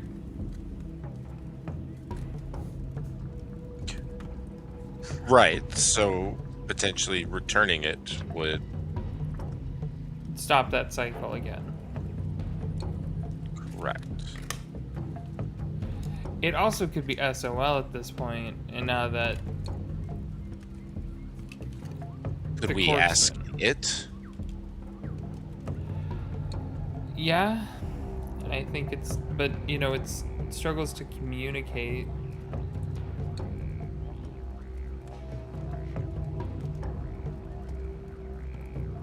We either figure out a way to help it communicate or ask yes/no questions.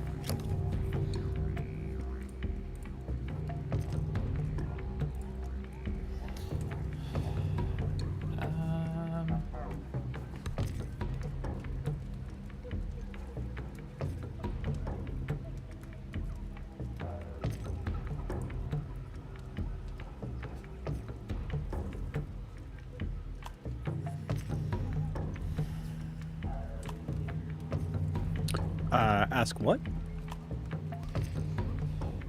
Well, if nothing was happening before the mimic was there, or whatever this Ah. thing is,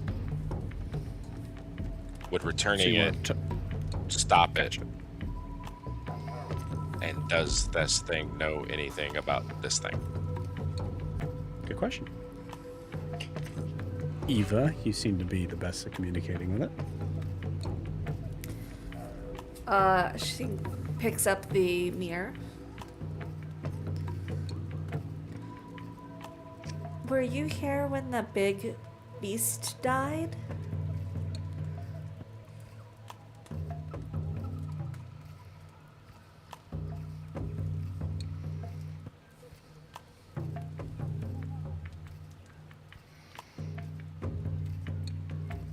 No.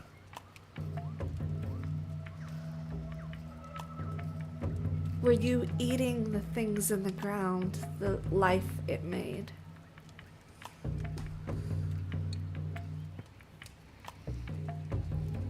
No.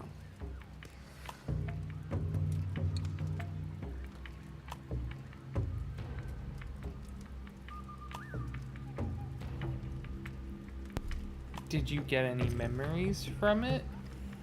Oh, yeah.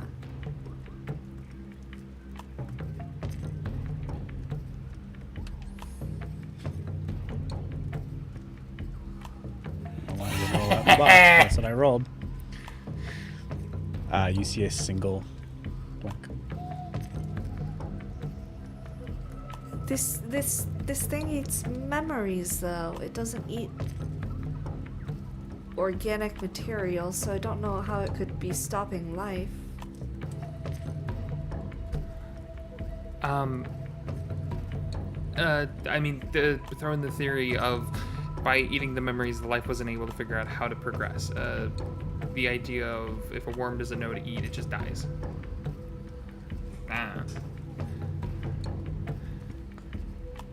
If a cell does not know to split, would the cell continue to split to create more and more life? If the memory, what is a person if not memories? Kind of idea. Yeah, but you don't need your memories for your bodily functions to work. Alistair, you might have some interesting insight in this. Go ahead and roll me an insight check.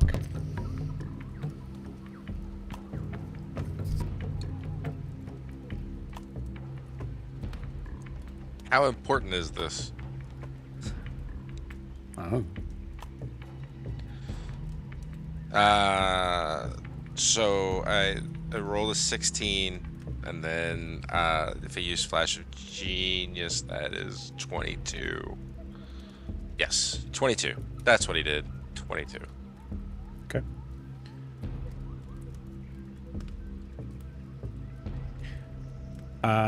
Alistair, what was your deepest fear when Bridget disappeared? Oh, that was it. That was eternity for Alistair. Was Why? knowing that these were memories, but still having to relive them, but also, for all he knows, being undying at this point, and this just being eternity for him.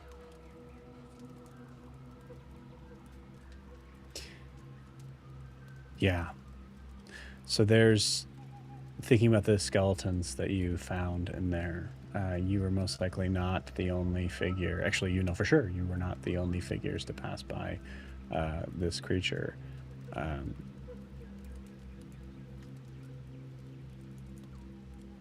Which solidifies the idea of what both Bridget and Eva are saying here.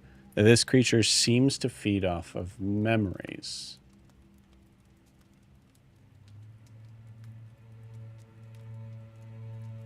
At least it can.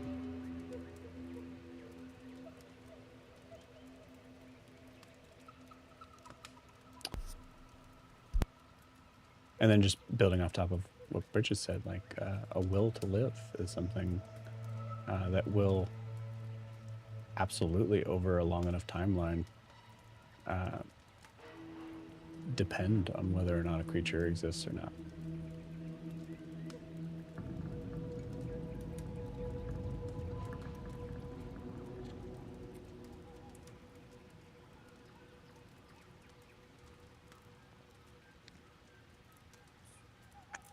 I think that it just wants to be alive, so it is.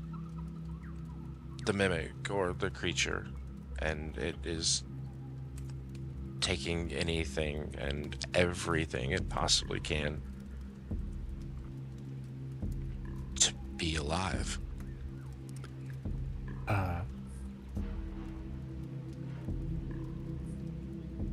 Eva. Anybody here can roll a medicine check?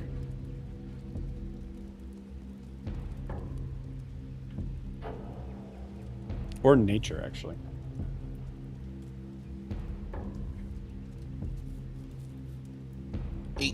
Nature. 23 nature? Beautiful.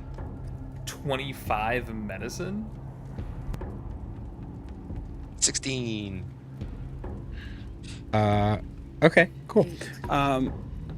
8. Okay. Your Io and Gwen,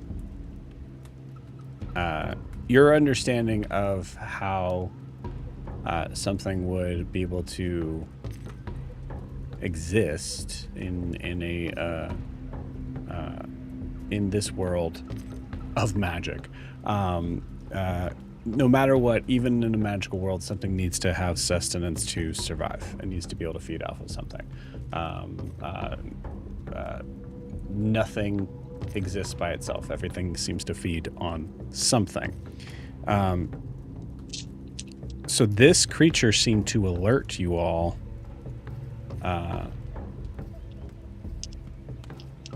that it was wanting food.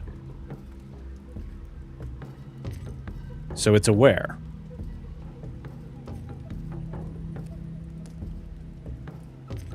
You're not entirely sure if it was hungry in the biological sense. Bridget, with that medicine check, there are some creatures that constantly need to feed, but not a lot. This creature has existed with memories from figures that probably weren't passing by very often. And it just asked you for food.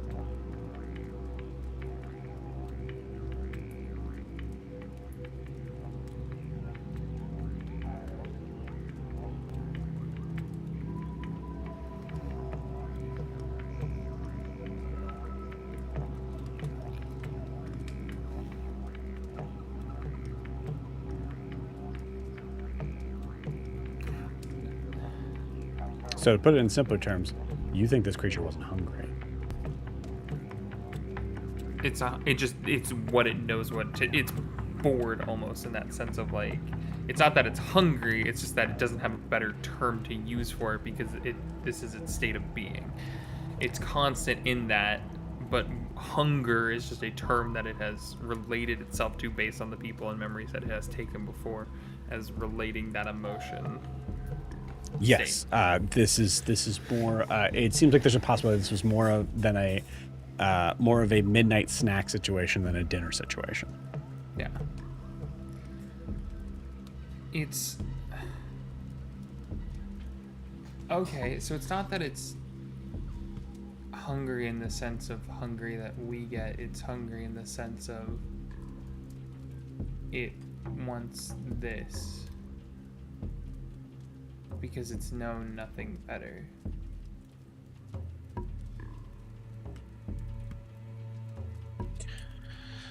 Or it's just been feeding off of this Tarask constantly, non-stop, and keeping it from regrowing. I think Bridget will look at the mirror. Yeah, you see the mirror blinking too many times. And at this point, I mean, this is your first day. You're really not sure what that means. So,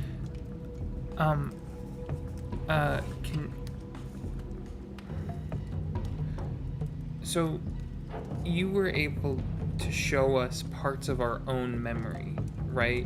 They were slightly off, but they were still parts of our memories.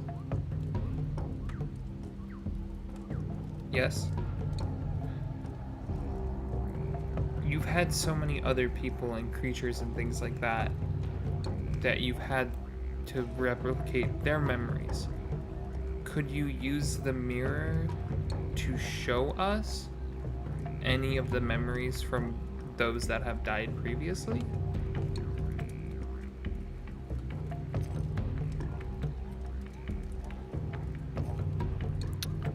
Slow single blink.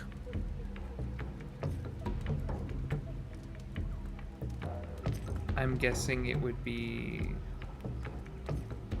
more like a trade then. Blink, blink, blink, blink, blink, blink, blink. Okay. A memory for a memory.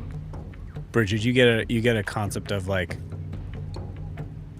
I'm not entirely sure if Bridget knows what a mimic is traditionally. But whatever this thing is, it is a glutton. Yeah. I think it's more that she's run into gluttonous things due Yes. to certain Feywild beings and creatures over necessarily a mimic. Yeah, But- absolutely. Recognizing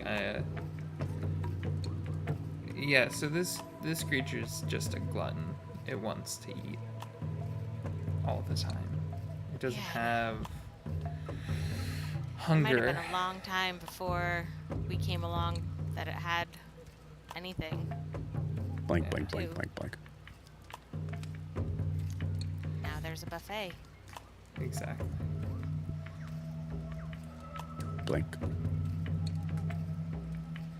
It's funny, it's still doing the blinking thing, but I wonder if it's able to... It's replicating an eye. Can it replicate other body parts, like a mouth?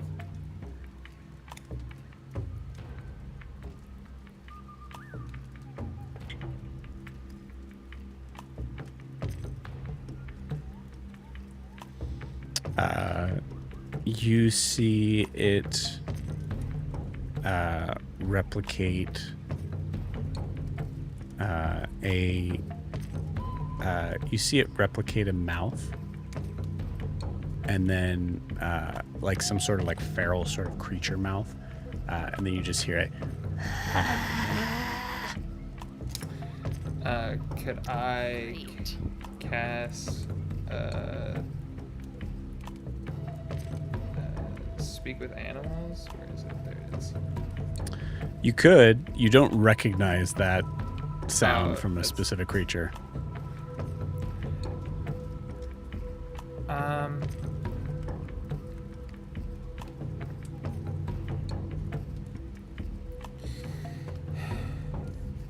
God's sakes, I'll feed it if you want.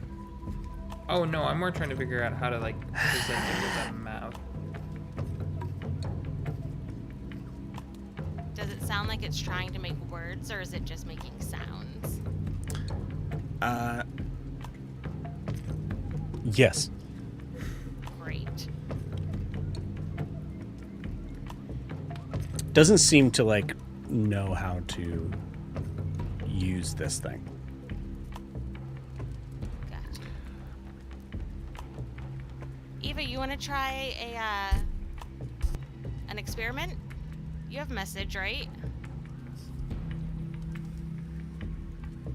Oh, that's interesting. I do. Let's see if it has any sort of consciousness that can respond back in words. Okay. I will message the critter. Can you speak to us this way?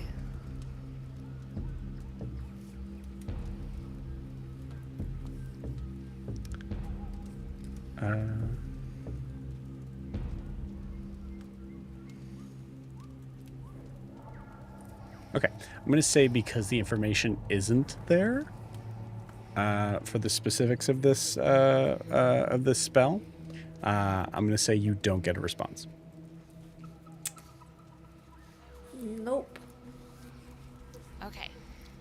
let's try. Sending works a little bit differently. So, Gwen's gonna try to send it a message. How about here? Are you able to respond this way?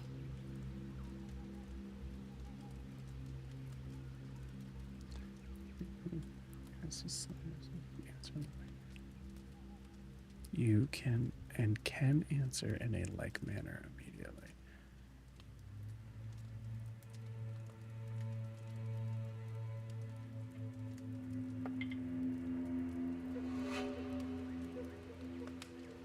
If you guys can see that. God, it's catching the light perfectly. It's a nat 20. No.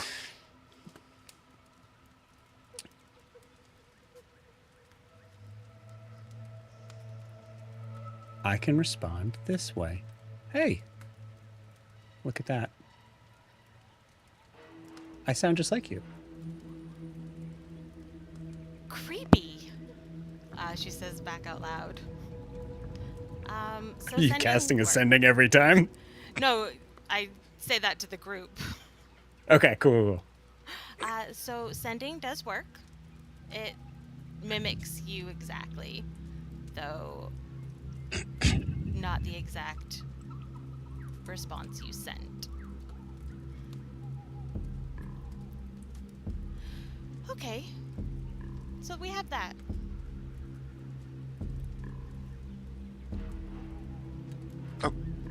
Okay, sure, I guess. And Alistair will remove the ring of mind shielding and... Okay, so how does this work? To the mimic that's hungry.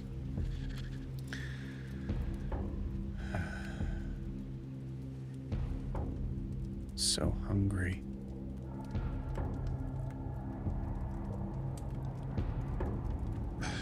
How does this work? You take a memory?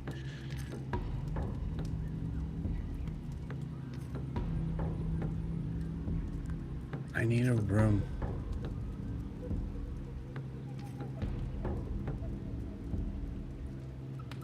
Give him my room. Hungry.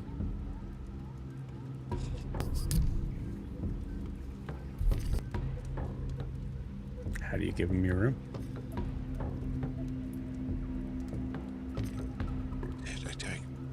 Do I touch it? I picture it in my mind. Cool. Nothing happens.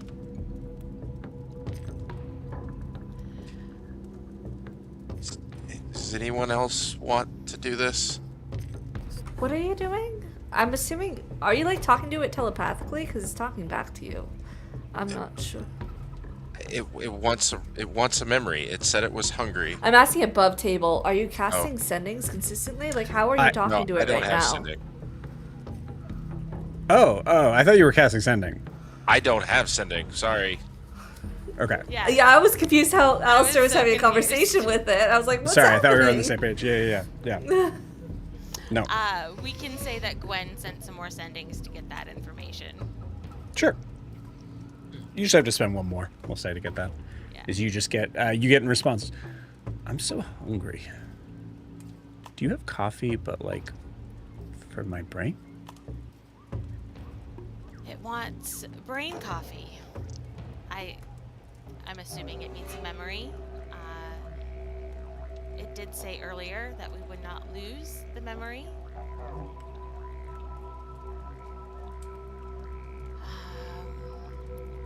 Joe, I'm trying to remember when Gwen made the door appear, or tried to make the door appear. I think I was touching a piece of it, right? Yeah. You definitely get the feeling that, as I kind of mentioned before, like this thing Yeah. greatly reduced itself. Yeah. Which makes this a little bit more complicated. Yeah. But I will say also, like you did get the same sort of response. Like, you want to go somewhere? Is there like a room we can go? Just you and me. Oh. It needs a room.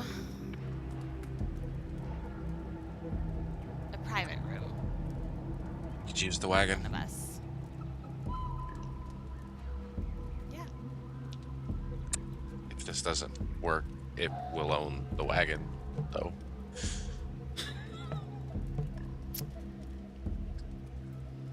Yes, it will. Well, they seem pretty agreeable. Let's just assume it will work. So you're gonna go in the wagon with it? No, thanks. I'm in a So relationship. not that agreeable. I got it. If anyone else doesn't wanna. I mean, I will gladly do it. I'm just giving that to anyone else. Well, it seems to like Bridget and Eva the most. So, do with that what you will. Did you want to try that, Bridget? It sounds dangerous. It likes me. At least from our last interaction. Okay. I will hand her the mirror and give you a bardic on top of that.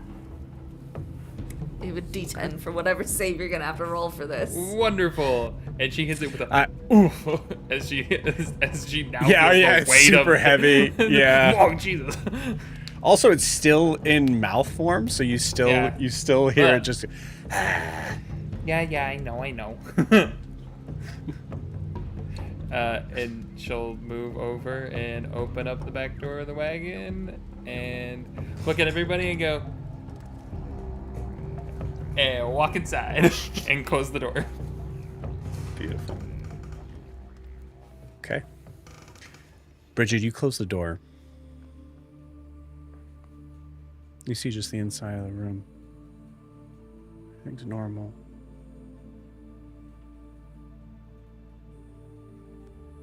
And then you feel the mirror shake violently, as if it is trying to get loose.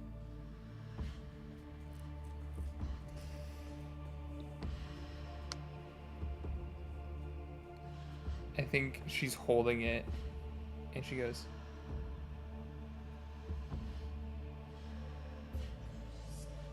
"This is an agreement.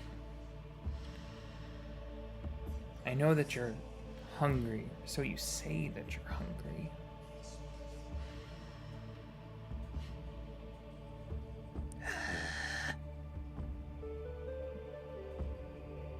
But know that if you push your luck and try to go and take more than you need, these people are crazy. And I don't know if I can protect you from that. But I want to. And I want to keep you safe. We just have to make sure it's a bit of a give and take, okay?"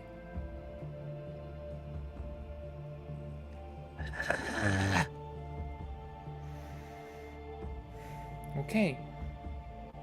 And I think she sets it down. She'll set the mirror down in the middle of the floor. And Bridget has found a lot of comfort in the wagon. So she thinks of the wagon and thinks of the interior of the wagon itself as the thing that she is thinking of. Interesting. Okay. Give me a charisma saving throw.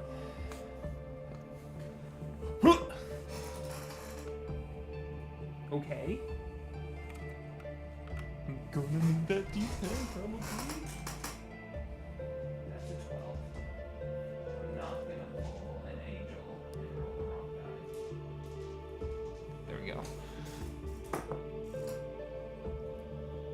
Baller.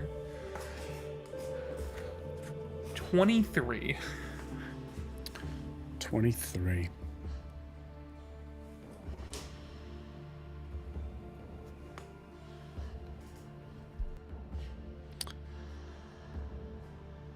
Bridget, Who is someone in your life that you trust the most?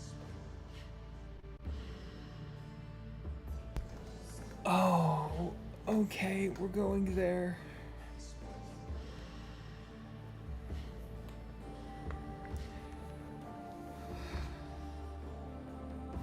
Like number one Number one. it's Gunther. It's 100% Gunther.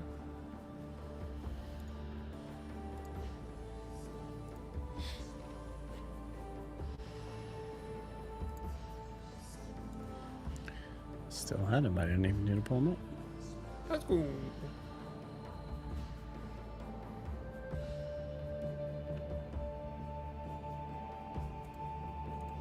You see Gunther laying this old, crotchety, sort of like somewhat withered, crotchety, just withered actually. As you see him just laying on Alistair's bed, just a bunch of blankets sort of wrapped around him.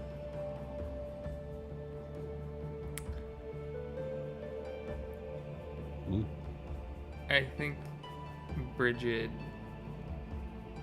even knowing it probably is the mimic, still runs over and like hugs him, kind of a situation, but it's kind of a weird tackle sideways jump.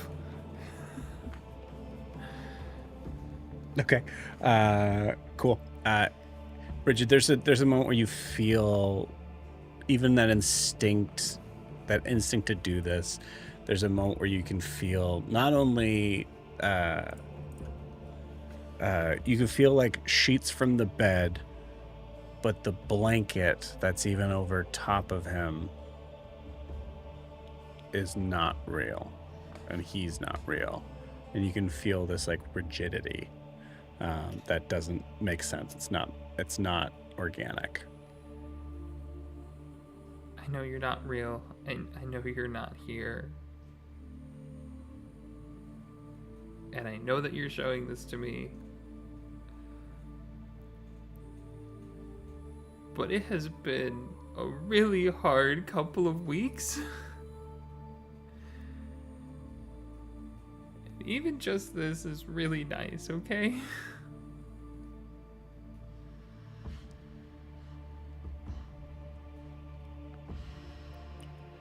It's okay. You don't have to talk. Oh. Okay. Okay. I think she's thinking about how Gunther talks to try to help it. Yeah, you start to hear like, you start to like, you could, you can feel that sort of thing, like someone who hasn't like someone who like woken up out of a coma and hasn't talked in years. Like there's like level of like things that are like trying to kind of reconnect, muscles that are. Hi.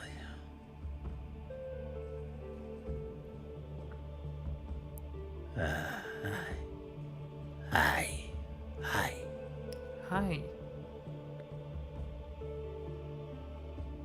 I don't know if I've ever told you my name. You may have gotten it from a memory. Bridget. Yeah, I'm Bridget.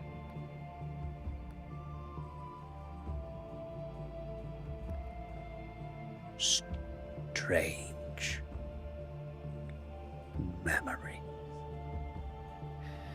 They're a little screwy, to say the least. You see Gunther start to move and kind of collect himself a little bit. Has trouble walking. Seems to be like kind of trying to learn how to not to give a vision of this, but to pretend to be this entity. And in this way, is learning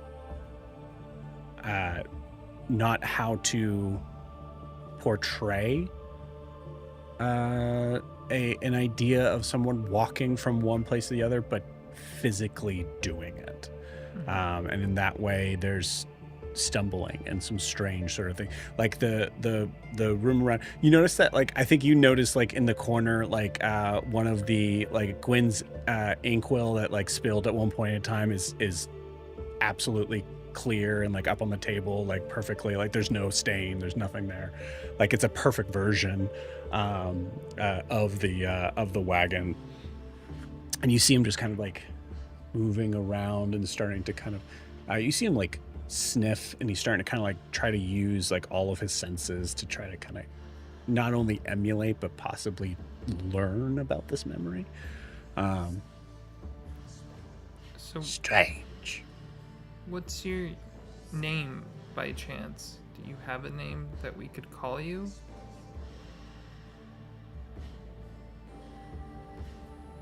Gunther. We'll workshop it.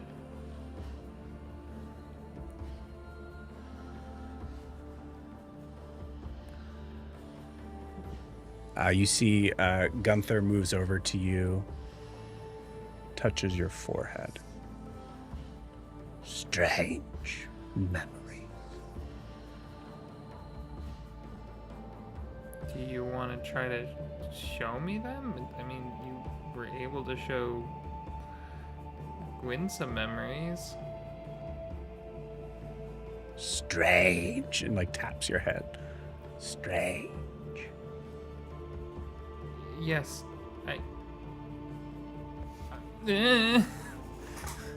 I've been called that a lot, but I don't. That's fair. How do I think about the strange memories? If I don't know they're there.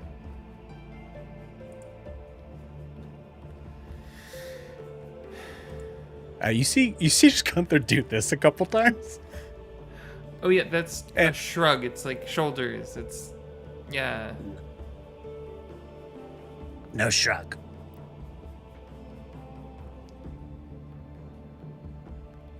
Okay.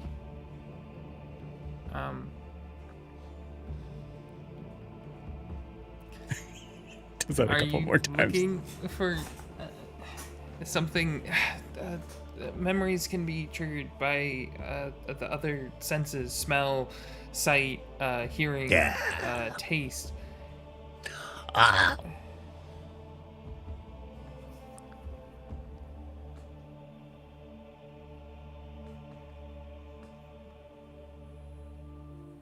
You see mirror. Use the mirror. Is that what he said? You see mirror. Do I see the mirror? Is it on the? I think you do. I think when Eva... Oh, no, you weren't there when Eva saw the mirror.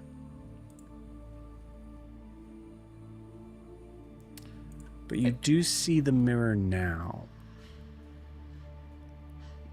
But when you... Yeah, no. Okay. Yeah, I would say, Bridget, like, for this moment, you, like, pick up the mirror and you see that it's not a mirror. There's nothing behind it. It's just blank on the face side. Kind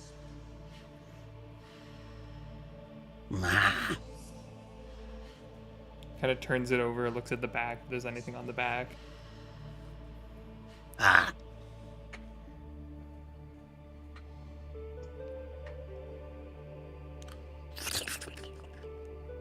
And you see the entire room gets flooded with this swamp-like liquid for a second.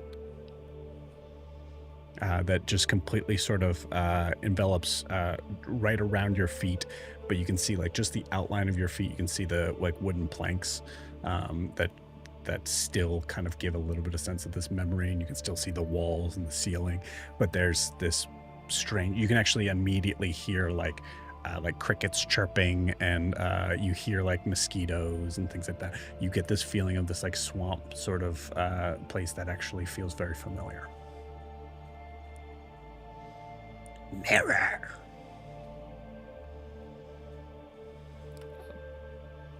She'll flip over the mirror to see if now the face has changed. Hasn't changed at all. Okay. You see him pointing down.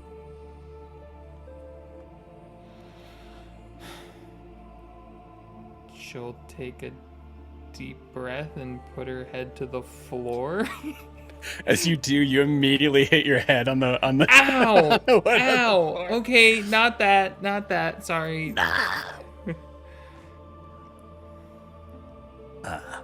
Me.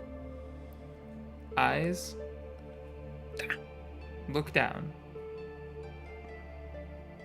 She'll look down. As you look down, you notice that there is a faint reflection of yourself in the water. And it clicks with you. Mirror. I need to have a memory of a mirror.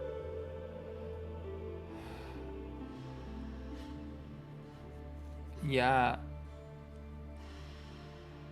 I don't know how many memories of mirrors she's run into, but regarding seeing her reflection, like in a lake, Yeah. probably had a couple of those, and I think she'll start focusing on that then.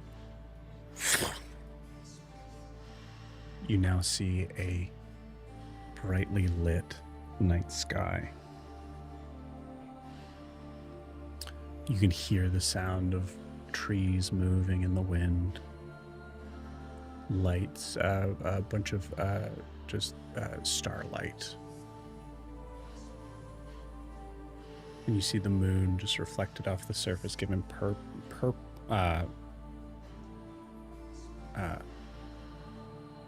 perfect sort of moment of recognizing that where the light is reflecting off is a perfect spot, almost like spotlighting you to where you're able to look at yourself. Do I look different? You look at yourself and you see big mushroom head, hair. Ah.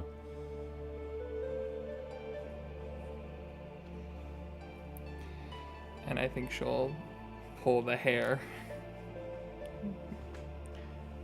As Bridget pulls the hair away from her face, for the first time as the camera looks in from the reflection, what do we see in this mirror-like surface of Bridget's eyes? Yeah. Bridget's eyes are entirely inky black, except that they are scarred with freckles of the stars across her eyes, as if an entire field of stars has been imprinted on them of the night sky that she left the material plane and fell into the Feywilds.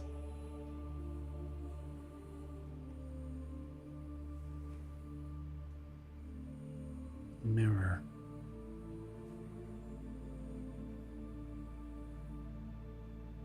To find this memory,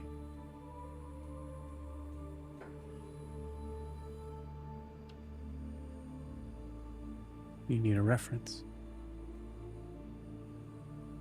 Something to spark it. You see Gunther. Look at you.